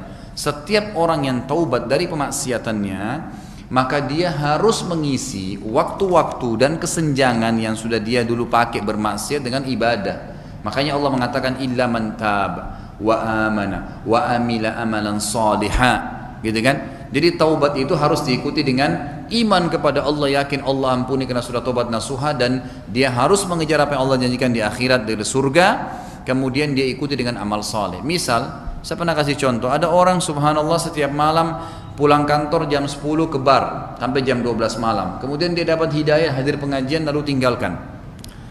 Bagaimana caranya? Taubat nasuha baik, dia tinggalkan perbuatan tersebut. Lalu apa yang dia harus lakukan? Harus jam 10 sampai jam 12 malam itu diisi dengan ibadah, diganti. Yang membuat orang mulai mengingat lagi itu karena ada jedah waktu yang dia tadi pakai maksiat itu, jedah, tidak ada amal solehnya. Maka dia harus ganti dengan amal soleh. Makanya Allah mengatakan orang yang taubat, beriman, kemudian mengikuti dengan amal soleh yang banyak, gitu kan? Tentu itu senjata syaitan, mengingatkan kita apa kenikmatan yang pernah kita lakukan, gitu kan, supaya kita mau mengulangi lagi. Itu senjata dia, maka harus ditepis, gitu kan? Isti'adah. Dalam pekerjaan saya suka memberikan sesuatu atau hadiah kepada partner untuk memudahkan proses pekerjaan atau proyek saya. Itu hukumnya bagaimana dan gimana caranya supaya saya bisa terhindar dari hal tersebut? Ya sebenarnya itu kan tergantung kebiasaan kita ya. Kalau kita membiasakan orang selalu kita hubungkan apapun yang dia berikan dengan, misal ada orang pegawai kerja dengan saya, kemudian setiap kali saya minta tolong apa, saya tolong ambilin itu akhi, tolong ambilin ini, diambilin sama dia, lalu saya harus kasih uang. Nanti dia kalau saya suruh lagi sekali dia tidak akan mau kerja. Artinya tidak tercukupkan dengan gajinya, dia harus dikasih lagi dengan tambahan. Itu kan kebiasaan kita. Itu contoh ya. Kalau ini maka jangan dilakukan. Jadi biasakan orang tercipta sifat keikhlasan dalam bekerja itu. Boleh kita kasih, tapi jangan sampai langsung jadikan sebagai patokan dengan dia. Kalau seandainya kita memberikan hadiah, hadiah itu beda ya. Kalau namanya hadiah, karena kata Nabi SAW, tahadu tahabu, saling memberikan hadiah maka kalian pasti akan saling mencintai dan menghormati. Boleh kita memberikan hadiah orang, tapi hadiah ini namanya hadiah, tidak boleh ada unsur timbal balik. Sudah bukan hadiah kalau kita berharap timbal balik, gitu kan? Jadi kita memberikan itu tanpa ada apapun niat kita. Misalnya tadi niatnya untuk dimudahkan urusan. Kalau sudah ada niat yang lain dimudahkan urusan, berarti sudah masuk dalam bab risyuah, sogokan.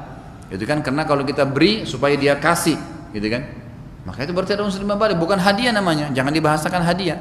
Itu berarti sogokan supaya saya dapat apa yang saya inginkan. Maka itu tidak benar. Jadi kalau kita berikan hadiah saja umum, gitu kan? Tidak ada hubungannya dengan proyek itu. Ustadz, apa jin itu korin? Apa benar dalam setiap manusia terdapat jin korin dalam dirinya? Iya, korin itu artinya pendamping.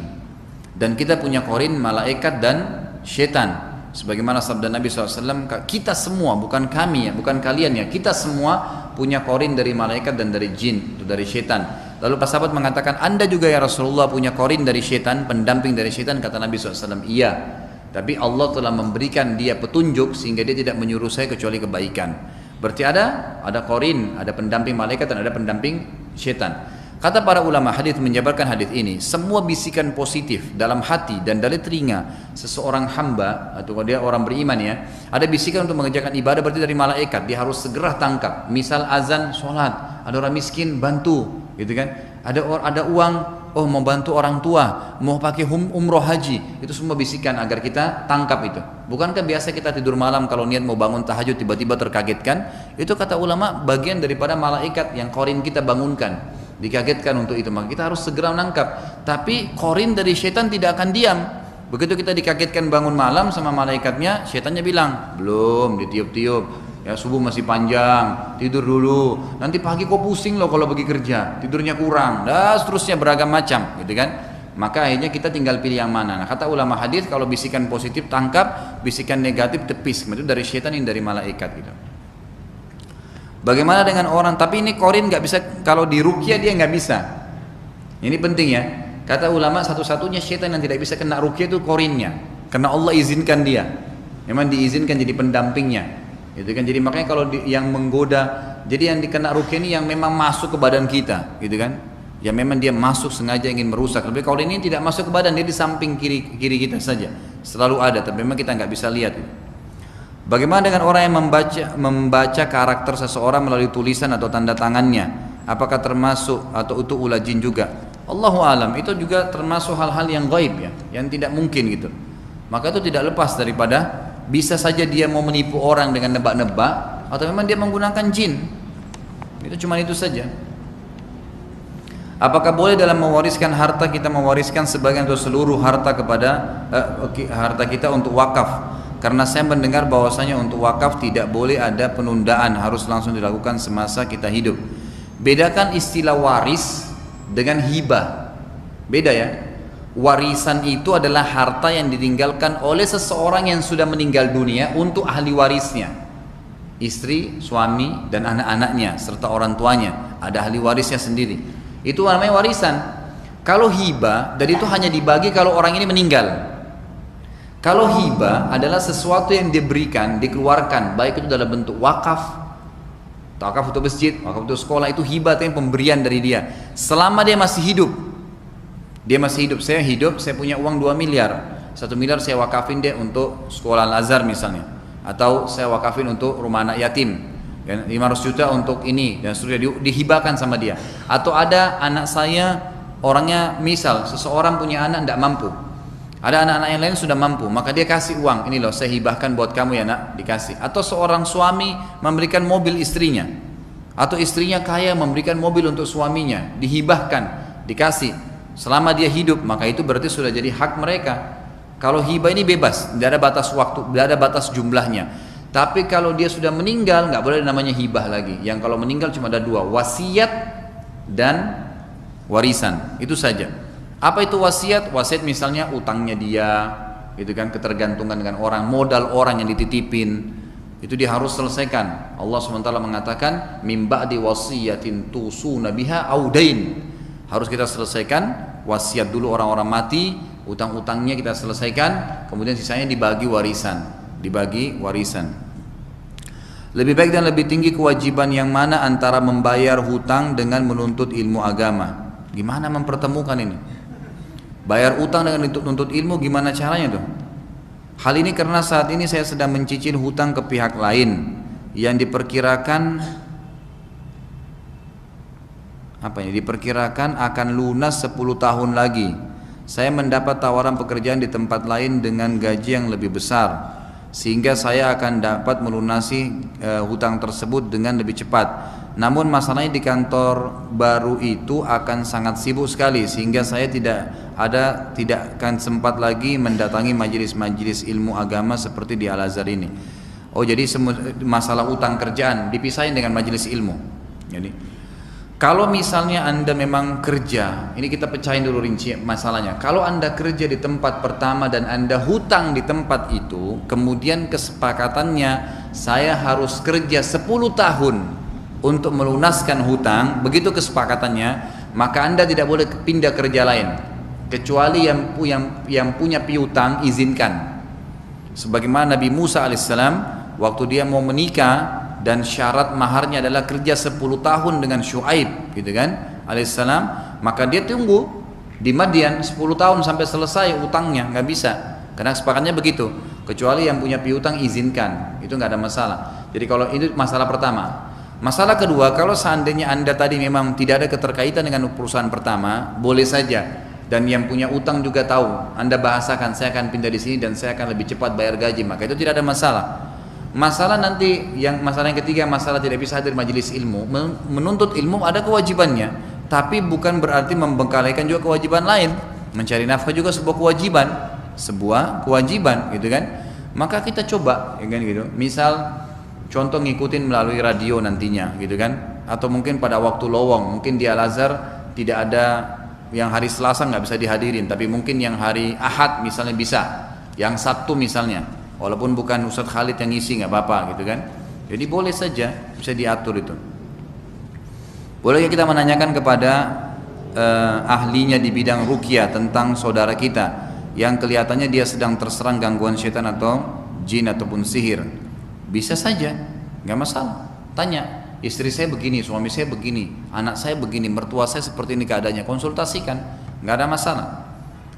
Bisakah meruqyah seseorang dari jarak jauh dengan cukup menyebutkan namanya, contoh fulan bin fulan? Belum ada dalilnya masalah itu. Jadi yang ada itu adalah ruqyah secara langsung, karena Jibril AS meruqyah Nabi SAW secara langsung. Ustadz, kemarin ketika saya hendak sholat witir 3 rakaat di suatu masjid, akan tetapi pas ruku rakaat pertama ternyata tempat tersebut hendak dipakai. Jadi saya langsung memutuskan untuk doa kunut dan sholat dengan 1 rakaat saja. Bagaimana hukumnya? Ulama mengatakan kalau sholat sunnah masih boleh memangkas niat. Misal tadi kita niat mau sholat 3 rakaat, tapi ternyata tadi masjid sudah mau ditutup. Lalu sebelum saya ruku, gitu kan, atau pada saat saya i'tidal, saya mengubah niat saya ke ke rakaat yang lebih pangkas, tadi 1 rakaat saja, bolehkah? Maka yang saya tahu Allah alam, ulama mengatakan boleh, beranjak daripada hadis Nabi SAW, al-mar'u maliku linafilatihi, seseorang itu adalah pemilik sholat sunnahnya atau ibadah sunnahnya, maka dibolehkan, gitu kan. Yang tidak boleh itu mengalihkan niat. Misal antum lagi witir, ternyata tadi belum sholat ba'diyah isya, lagi sholat sudah niat witir, saya mau ganti aja deh, mau sholat ba'diyah isya, mengalihkan niatnya, nggak boleh. Atau menambah niat sementara dia lagi sholat, nggak boleh, karena niat itu ada di awal. Jadi kalau antum mau sholat, ini saya mau sholat witir atau sholat ba'da isya sekalian dengan sholat wudu, tahiyat masjid, bolehkah digabung? Boleh, tapi dari awal niatnya sebelum takbiratul ihram. Kalau setelah takbiratul ihram maka tidak boleh lagi, kan digabungkan niatnya. Saya mau tanya, doa dan amalan-amalan apa yang dianjurkan bagi orang yang sedang terkena musibah hutang yang belum membayar karena belum dapat pekerjaan? Ya, ada di antara doanya. Di antara doa yang masyhur adalah ajaran Nabi SAW. Doa hutang itu, Allahumma kfini bihalalika an haramik waghnini bifadlika amman siwak. Yang artinya Allahumma kfini bihalalika an haramik, ya Allah cukupkanlah kehalalan untukku dari hal-hal yang engkau haramkan, waghnini bifadlika amman siwak, dan selamatkanlah atau jauhkanlah saya agar jangan tergantung dengan orang lain.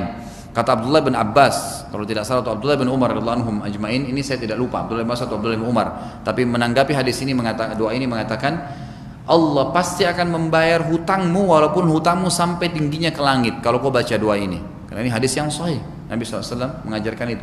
Kemudian juga ada doa yang dikatakan, yang kalau sebelum salam itu kan, Allahumma inni a'udzubika min adzabil qabri wa a'udzubika min adzabi jahannam wa a'udzubika min fitnatil masiihid dajjal wa a'udzubika min fitnatil mahya wa mamati wa a'udzubika minal ma'thami wal maghram.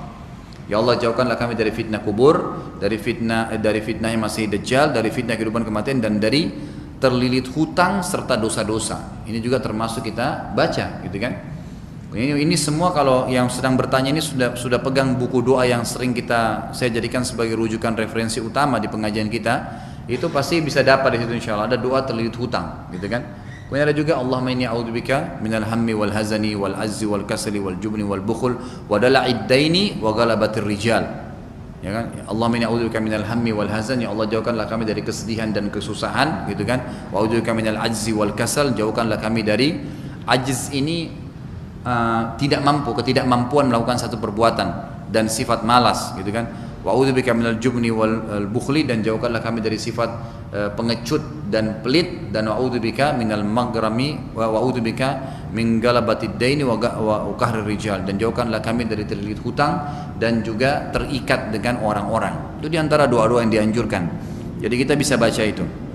Bagaimana caranya agar terhindar dari gangguan jin? Saya pernah mendengar seorang ustadz bisa saja terkena gangguan jin, bahkan Rasulullah juga pernah terkena sihir. Bagaimana dengan orang yang imannya biasa saja? Apakah betul jika salah melakukan ibadah, contohnya salah dalam mengucapkan salawat, justru dapat mendatangkan gangguan jin? Jazakallah khair. Iya, semua orang diganggu oleh jin. Jadi jangan pernah antum pikir bisa lepas dari godaan syaitan. Tidak, syaitan kan selalu menggoda. Ya, dia selalu mau menyesatkan kita, gitu kan? Tapi Allah mengatakan inna kaida syaitani kana dha'ifa. Tapi syaitan itu sangat lemah.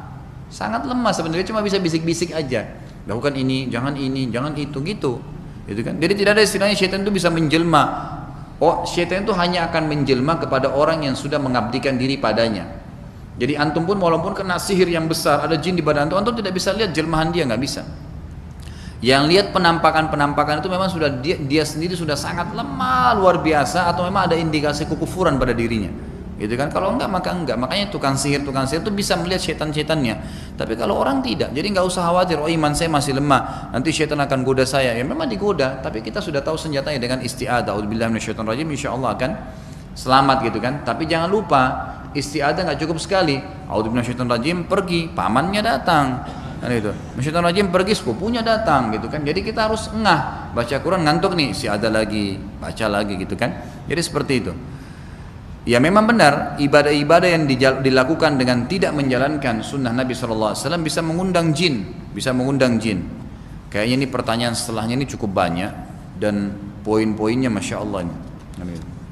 Jadi mungkin kita tunda karena mau jam 9 ya. Jadi diantaranya adalah ada orang pernah diruqyah, dan saya sudah jelaskan itu ya. Ada pernah orang diruqyah, kemudian kemasukan jin, ditanya jinnya, kenapa kok masuk ke badannya orang ini? Dia bilang karena orang ini selalu kirimkan saya Al-Fatihah. Terus ditanya lagi, kenapa kok bisa? Dia bilang iya, tiap malam dia mengatakan Al-Fatihah kepada ruhnya Syekh Abdul Qadir Jailani. Mengirim Al-Fatihah untuk mayit nggak pernah ada perintahnya.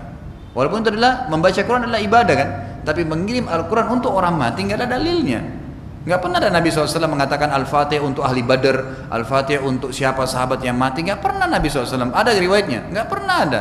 Kalau anda kerjakan itu, berarti anda mengerjakan ibadah yang tidak ada tuntunannya, tidak sampai kepada Allah, Allah nggak terima. Maka ditunggangi sama setan-setan ada di sekitar kita. Ternyata waktu di Ruqyah, jinnya bilang, orang ini selalu kirim Al-Fatihah buat saya. Kenapa? Ditanya sama peruqyahnya, kenapa kamu? Nama saya Abdul Qadir. Nama jinnya Abdul Qadir, dia dapat Al-Fatihah, jadi dia datang gitu kan. Itu diantaranya. Jadi memang betul, apapun yang kita lakukan ibadah tidak pernah ada tuntunannya, maka tidak sampai kepada Allah, Allah tidak terima, maka bisa ditunggangi oleh syaitan-syaitan yang ada di sekitar kita. Mungkin yang lainnya insya Allah kita tunda, pertemuan akan datang, nah waktunya juga. Dan tadi ada seorang penanya juga meminta agar ibunya didoakan, kita insya Allah doakan mudah-mudahan bisa sembuh, dan seluruh kaum muslimin yang sedang sakit Allah sembuhkan dari penyakitnya. Orang yang terlilit hutang juga Allah bayarkan semua hutangnya. Orang yang masih lemah imannya maka Allah kuatkan. Orang yang masih dalam kemaksiatan Allah sadarkan. Dan mudah-mudahan juga kita yang hadir di sini Allah SWT berikan berkah dalam hidup kita, dan menjadikan ilmu yang kita pelajari adalah ilmu yang bermanfaat dan bisa mendongkrak iman kita sehingga amal soleh kita juga bisa terdongkrak. Pesan saya ikhwah akhwat sekalian adalah umur sangat terbatas. Kita juga tidak tahu sampai kapan kita hidup di dunia, maka jangan sia-siakan. Ilmu yang sudah didapatkan, aplikasikan dalam kehidupan dan selalu dekatkan diri kepada Allah SWT. Jangan tunda taubat, karena kita tidak tahu kapan ajal datang. Adalah sahihkah hadis berikut? Jika iya, apa kita tidak boleh atau tidak sebaiknya membeli pakaian yang bagus? Barang siapa yang meninggalkan pakaian mewah karena tawadhu kepada Allah, padahal ia mampu membelinya, Allah akan memanggilnya pada hari kiamat di hadapan sekian manusia, kemudian menyuruhnya memilih sendiri pakaian iman yang mana ia kehendaki untuk dikenakannya. Setahu saya iya, hadisnya dipakai oleh para ulama. Tapi yang dimaksud adalah di sini bukan berarti orang tidak bisa menggunakan pakaian yang baru atau bagus. Tapi yang dimaksud adalah pakaian yang berlebihan. Misal ada baju harganya 5 juta. Dan ada baju harganya 200 ribu, 100 ribu. Yang 200 ribu sudah cukup, sudah bagus. Ya udah nggak jadi. Tapi ada orang yang mengatakan, enggak, kan anda punya kemampuan. Ini beli aja yang 5 juta. Kita mampu beli, tapi nggak dibeli. Meninggalkan justru untuk tawadhu. Apa itu tawadhu? Merendahkan diri karena Allah Subhanahu Wa Taala. Jadi meninggalkan pakaian yang terlalu berlebihan harganya karena tidak mau ya dianggap sombong nanti, merendah karena Allah SWT yang dimaksud. Tapi kalau yang tadi dikatakan apakah kita berarti tidak boleh menggunakan pakaian bagus, keliru. Karena menggunakan pakaian baru, pakaian bagus dianjurkan dalam agama Islam. Sebagaimana sudah sering saya jelaskan ya sebelumnya, bahwasanya Nabi SAW menggunakan pakaian yang baru dan bagus. Tidak pernah ada riwayat dikatakan baju Nabi SAW robek atau tua. Yang ada adalah dari kain katun di Yaman misalnya. Beliau menggunakan jubah yang berwarna merah bergaris hitam yang baru dan bagus. Itu ada, dan tidak ada atau ada doa menganjurkan untuk, atau doa yang dibaca pada saat menggunakan baju baru dalam Islam. Seperti misalnya dalam hadis Abu Daud, hadis sahih, seseorang kalau menggunakan baju baru dia sebaiknya mengucapkan Allahumma inni as'aluka khairahu wa khaira ma suni'a lahu wa a'udzubika min syarri wa syarri ma suni'a lahu. Ya Allah, aku minta kebaikannya dan kebaikan bahan-bahannya baju ini, dan aku menjauhkan diri dari keburukannya dan keburukan bahan-bahannya. Lalu kita yang melihat saudara kita menggunakan baju baru, kita doakan dia, ilbis jadidan, semoga engkau selalu pakai baju baru, wa ish hamidan, dan hiduplah mulia, ya semoga kau selalu bahagia, wa mut syahidan, dan semoga pada saat kau mati dalam keadaan mati syahid. Maka ini termasuk ya boleh. Dan dalam Islam kita termasuk kafarah, yaitu memberikan kiswah atau pakaian kepada fakir miskin dengan 10 orang miskin diberikan pakaian, memberikan makan dan memberikan pakaian mereka, gitu kan? Itu diantara yang dianjurkan, maka tidak ada masalah. Jadi yang dimaksud adalah tabdzir. Selanjutnya adalah Ustaz, bolehkah ana mengeraskan bacaan Bismillah di surah Al-Fatihah ketika menjadi imam? Karena ana pernah baca kalau Abu Hurairah mengamalkannya. Mengeraskan dalam batas lebih sedikit atau lebih kecil daripada baca Al-Fatihahnya dibolehkan, karena Nabi SAW membaca Bismillah. Tapi dalam riwayat sahih dikatakan Bismillah beliau beda nada tinggi suaranya dengan membaca Al-Fatihahnya. Jadi itu yang diamalkan. Abu Hurairah mengamalkan juga itu. Sahabat-sahabat mengamalkan misalnya Bismillahirrahmanirrahim, Alhamdulillahirabbil alamin. Alhamdulillah lebih besar. Itu yang diamalkan oleh Nabi SAW, dan sudah kita jelaskan di awal bab-bab salat kita. Sementara membaca basmalah sendiri hukumnya wajib dalam Islam, memang hukumnya wajib ya.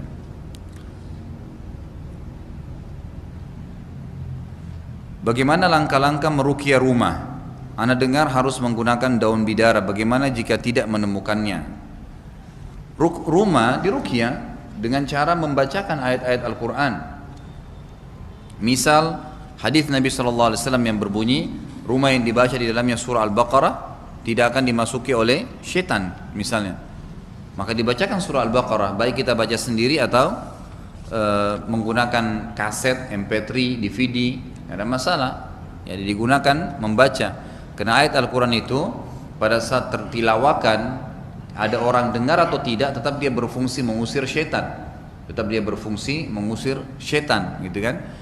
Itu diantaranya. Kemudian sudah pernah kita ajarkan caranya juga kan, diantaranya disunnahkan atau dianjurkan orang mengambil air kemudian meruqyah di air tersebut ya, meruqyah di air tersebut kemudian disemprotkan di rumah, ini sudah pernah juga dijelaskan gitu. Beberapa hari yang lalu kelompok Syiah mengadakan atau merayakan hari Asyura di gedung Sukopindo dan dibubarkan oleh kawan-kawan setempat yang berfaham sunnah. Apakah tindakan seperti ini dibolehkan? Kayaknya sudah pernah ini ya. Sudah pernah ya. Jadi boleh saja, karena itu kemungkaran, maka semestinya memang mereka berhentikan itu ya. Apa hukumnya memakai behel gigi? Boleh, nggak masalah ya, nggak masalah selama memang yang digunakan bahan-bahannya halal ya. Misal tidak boleh menggunakan dari emas, yang dari perak itu kan dilarang ya menggunakan tuh, apalagi bagi laki-laki. Tapi kalau dia cuma menggunakan besi biasa atau memang hal-hal yang benda-benda yang dihalalkan, maka tidak ada masalah, karena dia cuma mengatur kerapian sebagaimana orang merapikan rambutnya.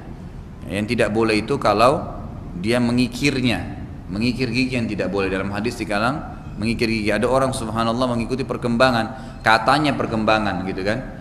Jadi ada zaman di mana gigi itu bagus kalau kelihatan kuning, maka dikuningin giginya. Ada zaman di mana gigi itu kelihatan lebih bagus kalau tipis, dikikir giginya sehingga ya sudah kelihatan seperti transparan giginya. Maka ini semua melanggar, tidak boleh. Tapi kalau cuma menggunakan behel, insya Allah tidak ada masalah. Ketika meninggal dunia, apakah behel gigi harus dilepas? Tahu saya iya. Ya, apapun yang baru ditempelkan yang bukan dari tubuh kita dianjurkan untuk dilepaskan kalau orang meninggal. Bagaimana seharusnya menghindari ikhtilat, campur baur antara perempuan dan pria dan wanita ketika ada kegiatan, contoh kegiatan di masjid? Sebenarnya ikhtilat ini adalah bercampurnya laki-laki dan perempuan dalam hal-hal yang haram, seperti misalnya berdua, gitu kan? Atau dalam kondisi memang disiapkan tempat, tidak ada tempat duduk laki perempuan. Misal laki-laki duduk di sini, tamu perempuan duduk di sebelahnya boleh, tamu laki-laki lagi di belakangnya. Nah ini yang dikatakan ikhtilat. Tapi kalau kita kegiatan di masjid gini kayak pengajian, ini enggak ikhtilat namanya. Itu kan ikhtilat itu artinya campur baur yang bisa mendatangkan kemaksiatan. Tadi saya kasih contoh, duduk bersebelahan. Memang laki-laki perempuan dibiarkan duduk bersebelahan, memang begitu, bebas. Maka dilakukan. Ini tidak boleh. Seperti misalnya di sekolah, dicampur baur. Tapi kalau memang tidak ada tempat lain dan dipisahkan tempat duduknya, apalagi kalau dipisahkan ruangannya, maka itu sudah lepas dari masalah ikhtilat. Seperti masjid ini misalnya ada hijabnya gitu kan, maka itu insya Allah sudah lepas dari masalah ikhtilat itu sendiri. Mengapa dalam surah At-Taubah tidak terdapat basmalah? Saya pernah menanyakan dan mendapatkan jawaban bahwasanya kita perlu meyakini saja, karena itu merupakan kalamullah yang manusia tidak ada kepantasan untuk menjawabnya. Mohon penjelasan. Itu bukan penjelasan namanya. Itu cuma men-cut saja gitu. Ini jangan dicampur baur ya. Yang sini sudah saya jawab. Yang kalau mau baru kasih pertanyaan dari depan aja. Jadi At-Taubah tidak pakai basmalah itu ada dua penyebab kata para ulama. Yang pertama itu disepakati oleh ulama karena At-Taubah turun langsung segera gitu kan setelah ya surah Al-Anfal, dan itu berbunyi tentang peperangan, memusuhi orang-orang kafir gitu kan.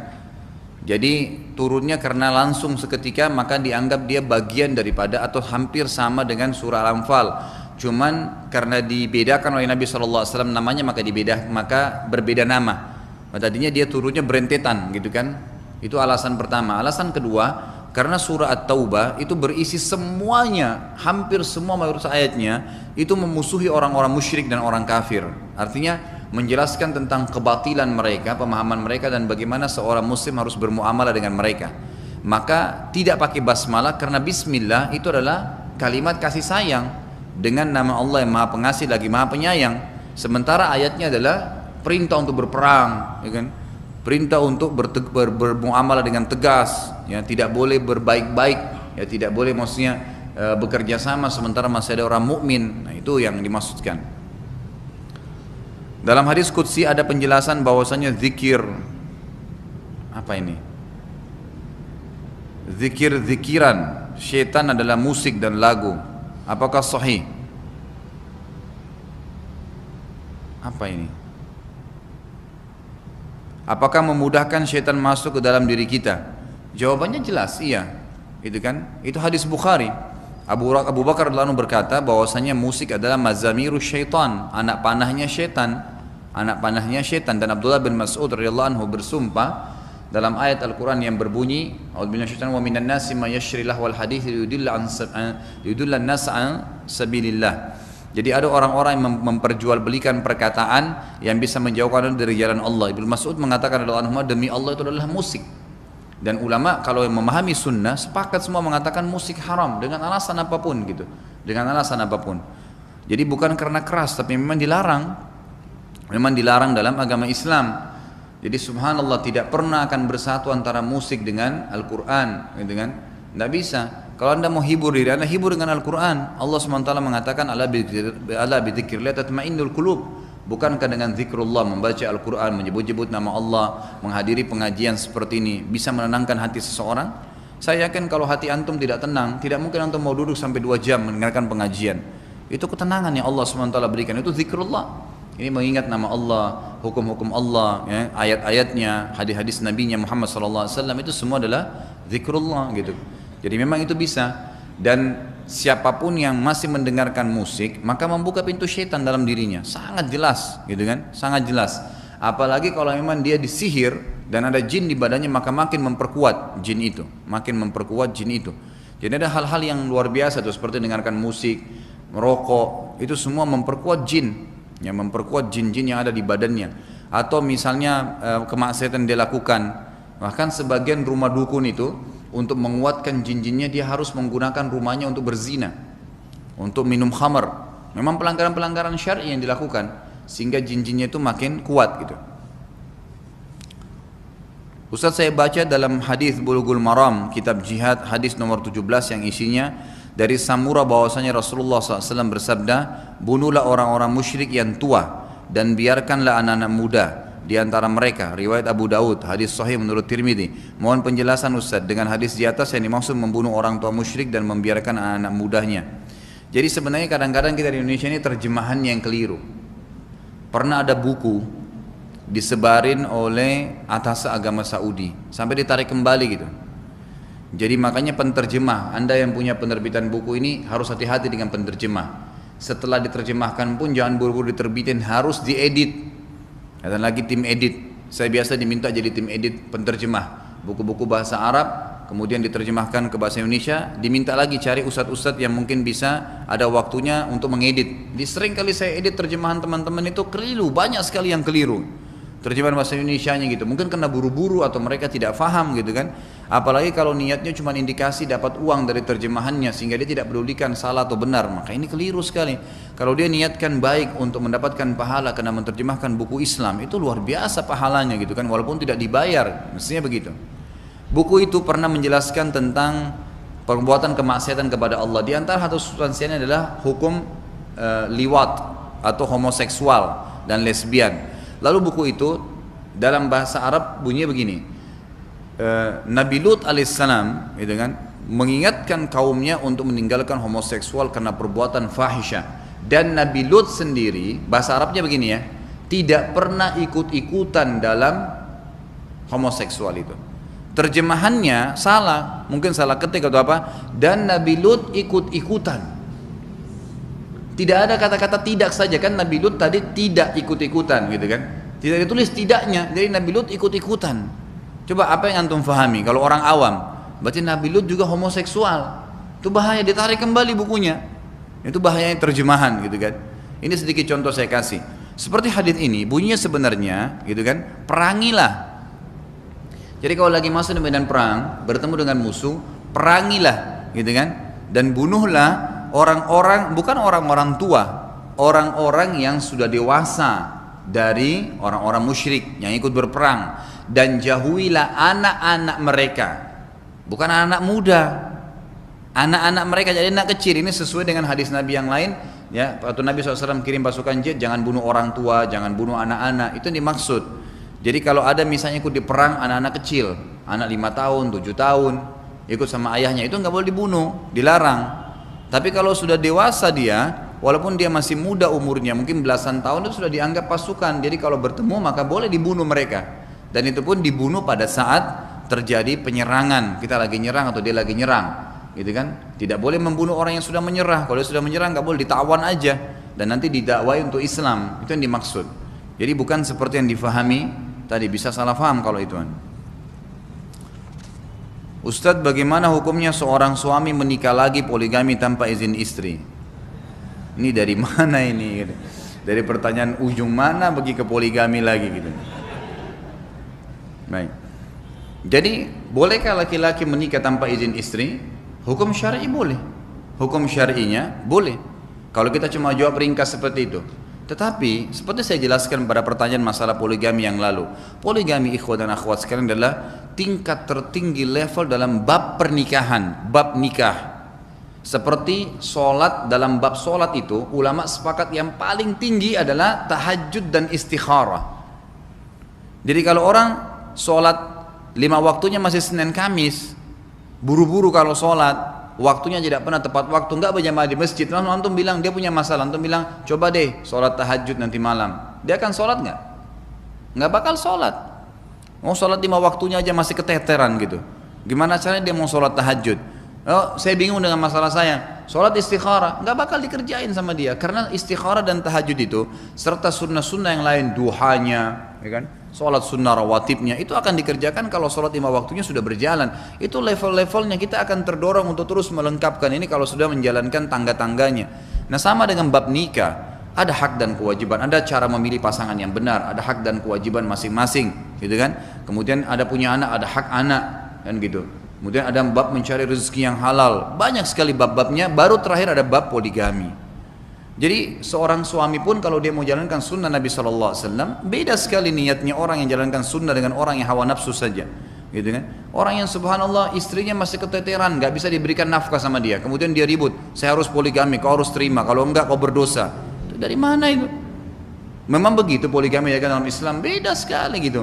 Kalau kita sudah menjadi seorang suami yang benar, jalankan agama, saya katakan tuh ada juga istrinya sudah menamsu pada level-level ilmu yang baik sama suaminya, kemudian mereka sudah saling memenuhi hak dan kewajiban, anak-anak sudah dididik dengan benar, kemudian dia mau melangkah melengkapkan agamanya tadi dengan poligami, saya yakin istrinya akan bisa memberikan dukungan masalah itu. Tapi kalau enggak, memang dari awal menikah, pokoknya saya tidak mau tahu, saya harus menikah, kalau kau tidak mau terima, kalau saya ceraikan, ya, dari mana itu? Jadi kesannya poligami itu sesuatu negatif, ancaman bagi seorang perempuan. Salah saudaraku. Kalau orang sudah sampai pada ilmu yang tertentu dan iman tertentu, maka mungkin bisa sampai pada tingkat istrinya yang mendukung dia atau menyuruh dia untuk itu. Tapi memang harus sampai pada tingkat ilmu dan iman tertentu gitu. Jadi nggak bisa. Kalau kita menanyakan apakah boleh izin atau tidak ada syarat dalam Islam izin, gitu kan?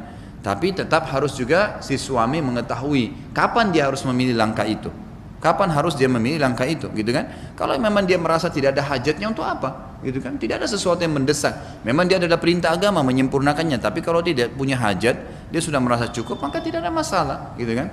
Makanya kita lihat ya secara persentase pun orang yang melakukan poligami di kalangan sahabat itu terbatas, gitu kan? Tidak semua sahabat, kalangan tabi'in, di kalangan sekarang para ulama, kaum muslimin umumnya, maka tidak banyak gitu, karena memang yang mengerjakannya itu orang-orang yang sudah sampai pada tingkat ilmu dan iman yang tertentu gitu ya. Mereka memang pada saat saya ingin melakukan sunnah Nabi poligami sebagai laki-laki, saya pastikan rumah tangga saya yang pertama sempurna, nggak ada masalah. Pada saat saya melangkah pun tidak mengganggu istri saya, tidak mengganggu rumah tangga saya sama anak saya. Bahkan mereka tahu, gitu kan. Saya tuh ada di antara teman-teman saya melakukan poligami itu luar biasa. Memang pada saat dia mau poligami, memang istrinya pun mengatakan silahkan. Istrinya yang dukung dia memberikan, karena sudah sampai pada tingkat memang istrinya merasa memang dia suami yang terbaik, dia berikan yang terbaik, dukungan terhadap ilmu, terhadap nafkah, segalanya baik, sempurna gitu kan. Maka dia mau melangkah, istrinya pun dibekali dengan majelis taklim ilmu agama, berpikir tentang akhirat, barulah mereka melangkah ke sana. Kalau enggak maka enggak bisa gitu kan. Jadi jangan sewenang-wenang. Makanya ulama mengatakan ada juga poligami yang hukumnya haram.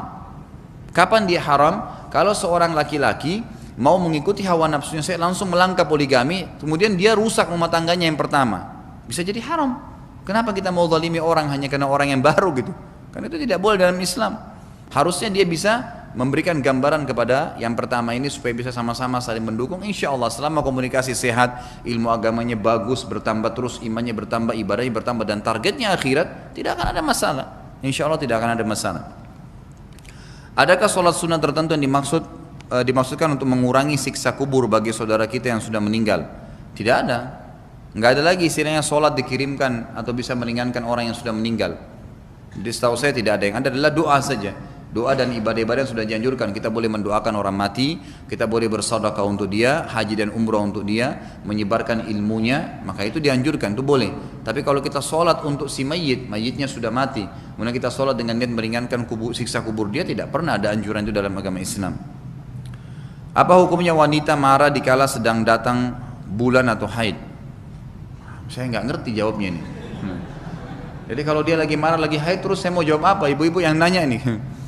Ya jangan marah gitu kan. Kalau misalnya cuma tidak tertuju, masalahnya apa ini? Marah seperti apa gitu kan? Kalau misalnya dia marah memang karena masalah berpengaruh, masalah haid atau nifasnya, kejiwaannya terganggu dan dia marah, ya dia tetap harus kontrol. Karena dalam Islam itu tidak boleh marah. Tidak boleh marah kecuali hukum Allah dilanggar, selesai. Simpan marah Anda itu. Jadikan itu marah mahal. Hanya boleh kalau agama dilanggar, selesai. Dalam hadis Bukhari dikatakan Nabi SAW tidak pernah marah, kecuali hukum Allah dilanggar. Gak pernah sama sekali beliau marah. Kalau masalah-masalah kecil gak perlu marah, selesaikan aja, pecahkan. Allah SWT menjadikan, subhanallah. Anda tahu kenapa Al-Quran menjadi mukjizat nomor 1 Nabi SAW? Al-Quran cuma kalamullah, ada ayat gitu kan. Kenapa Nabi Musa mukjizat pertamanya adalah tongkat, ya kan? Sampai ulama mengatakan tongkat itu selevel dengan Taurat. Beda dengan Quran, dengan mukjizat Nabi yang lain gitu kan. Quran adalah nomor 1. Kenapa Al-Quran dijadikan ya sebagai mukjizat yang pertama? Ternyata memang mukjizat yang paling kuat itu adalah lisan seseorang, perkataan tuh. Jadi subhanallah, termasuk ulama mengatakan satu-satunya ya senjata seorang mukmin yang tidak bisa dibendung setan itu adalah lisannya. Jadi kalau dia ucapkan nasihat, nih saya nasihatin antum nih, setan mau goda bagaimanapun tidak bisa dibendung sama dia. Ini masuk nasihat kepada orang-orang. Makanya perkataan itu adalah hal yang luar biasa. Ada masalah, pecahin baik-baik. Kita masih bisa ngomong kok, negosiasi, ngomong yang baik, ngomong yang benar. Insya Allah kan, kalau salah kita ngaku kesalahan, minta maaf. Dan kalau kita benar, diberikan dukungan, ya kita berikan dukungan pasangan kita atau orang yang sedang kita berhadapan. Apakah setiap ikhtiar selalu menentukan rezeki seseorang? Saya nggak ngerti maksudnya. Kalau ada ikhtiar yang dimaksud misalnya ikhtiar untuk mencari rezeki, maka insya Allah ada. Setiap ikhtiar untuk mencari rezeki itu akan ada hasilnya. Ya minimal adalah upaya kita mencari rezeki halal. Kata Nabi SAW, siapa yang mencari rezeki halal karena Allah, maka itu di jalan Allah, maka dia seperti berjihad. Laki-laki atau perempuan sama hukumnya, itu kan sama hukumnya.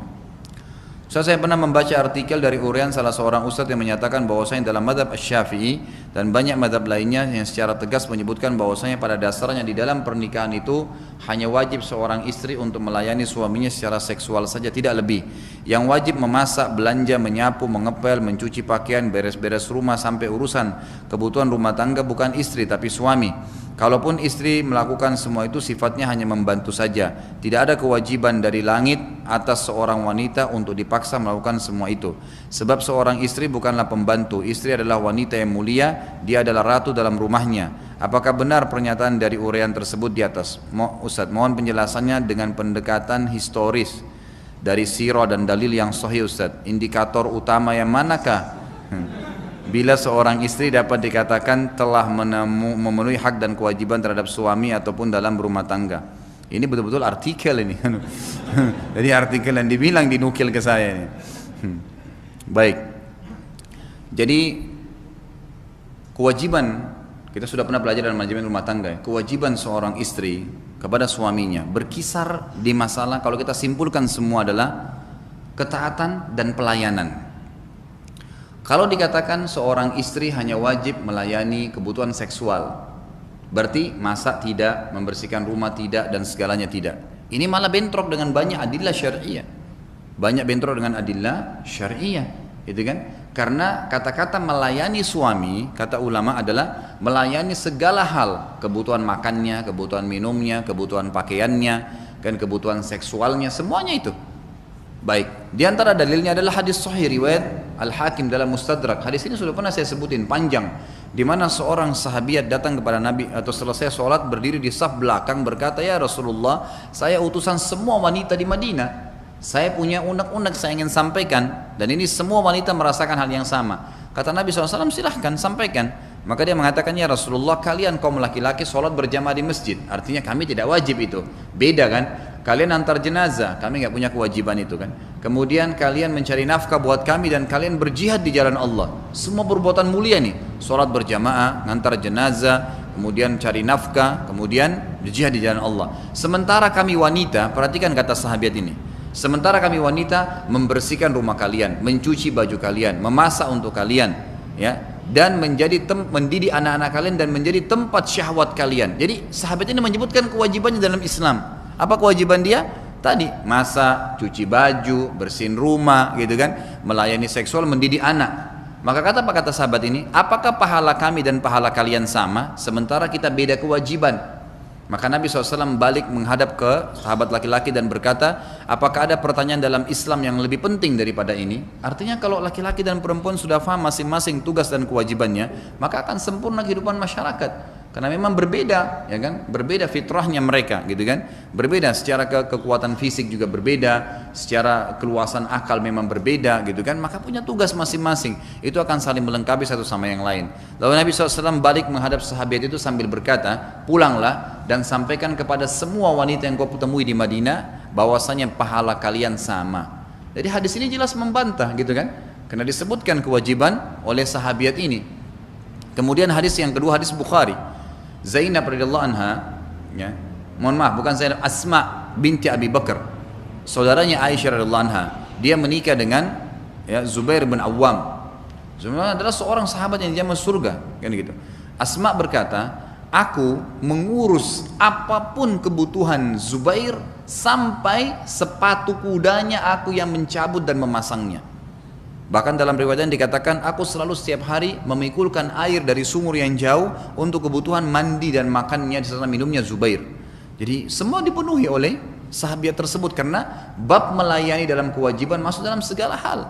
Dan apa yang melarang seorang muslimah untuk melayani minumnya, makannya, istrinya, suaminya, membersihkan rumah, ya, sementara itu adalah penyebab dia mendapatkan surga dari Allah Azza wa Jalla. Jadi pelayanan, gitu kan? Pelayanan. Itu diantara jelas penjelasannya, gitu kan. Kalau Umar, ada riwayat memang Umar, mungkin ini diangkat dari riwayat Umar. Ada riwayat Umar radhiyallahu anhu, pernah satu kali ada seorang sahabat mau mengeluh di zaman khilafahnya Umar, mau mengeluh dengan Umar sambil berkata, istrinya kebetulan ngomel-ngomel di rumah. Lalu dia bingung gimana menghadapinya. Apakah dia balas ngomelannya, apakah dia pukul, dia bingung. Lalu dia mau melapor kepada Umar. Waktu dia tiba di rumahnya Umar, ternyata istrinya Umar lagi ngangkat suaranya di atas Umar. Maksudnya Umar lagi ngobrol tapi istrinya lebih besar suaranya, kayak lagi orang lagi ngomel gitu. Lalu orang ini pulang, nggak jadi bertanya. Dia bilang kalau Umar saja istrinya marah-marah, apalagi saya, gitu kan. Nah, akhirnya Umar bertanya kepada tetangganya, "Siapa tadi yang datang?" Dikatakan si fulan, panggil dia. "Kenapa kau pulang? Nggak tunggu saya, kenapa nggak ketok rumah saya?" Dia bilang, "Ya Amir Mu'minin, tadi saya datangin mengeluh, istri saya ngomel-ngomel, saya pas tiba sini saya dapat istrinya ngomel-ngomel, berarti saya lebih pantas untuk diomelin," gitu kan. Akhirnya Umar mengatakan radhiyallahu anhu, "Saya bersabar dengan istri saya karena dia membersihkan rumah saya, dia mencucikan baju saya, ya, dia memasakkan buat saya, sementara saya tidak mewajibkannya." Umar mengatakan, ya, saya tidak mewajibkannya. Artinya Umar radhiyallahu anhu tidak mewajibkan untuk istrinya, tapi bukan berarti ini lepas daripada kewajiban dia di rumah tangga. Umar nggak mengharuskan itu. Maka saya bersabar karena dia sudah melayani itu semua, gitu kan. Jadi ini mungkin riwayatnya. Jadi tidak bisa dikatakan Tidak ada sama sekali gitu kan. Ini saya sudah datangkan secara historis, sudah alhamdulillah, secara dalil juga sudah, kan gitu. Mudah-mudahan penanyanya puas. Gitu. Ini kayaknya sengaja diketik, ini panjang ya.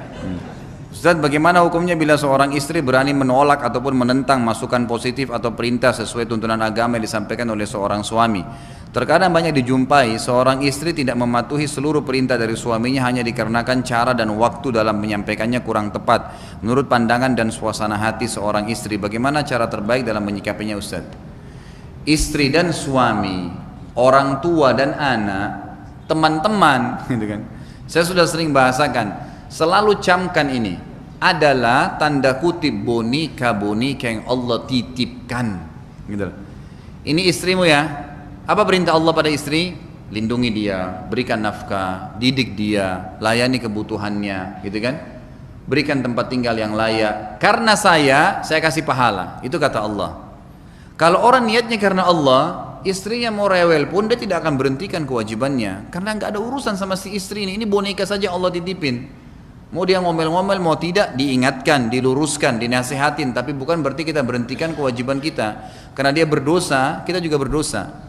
Seorang istri, suaminya misalnya berikan, apalagi kalau cuma masukan positif ya, maka lebih pantas untuk dipatuhi.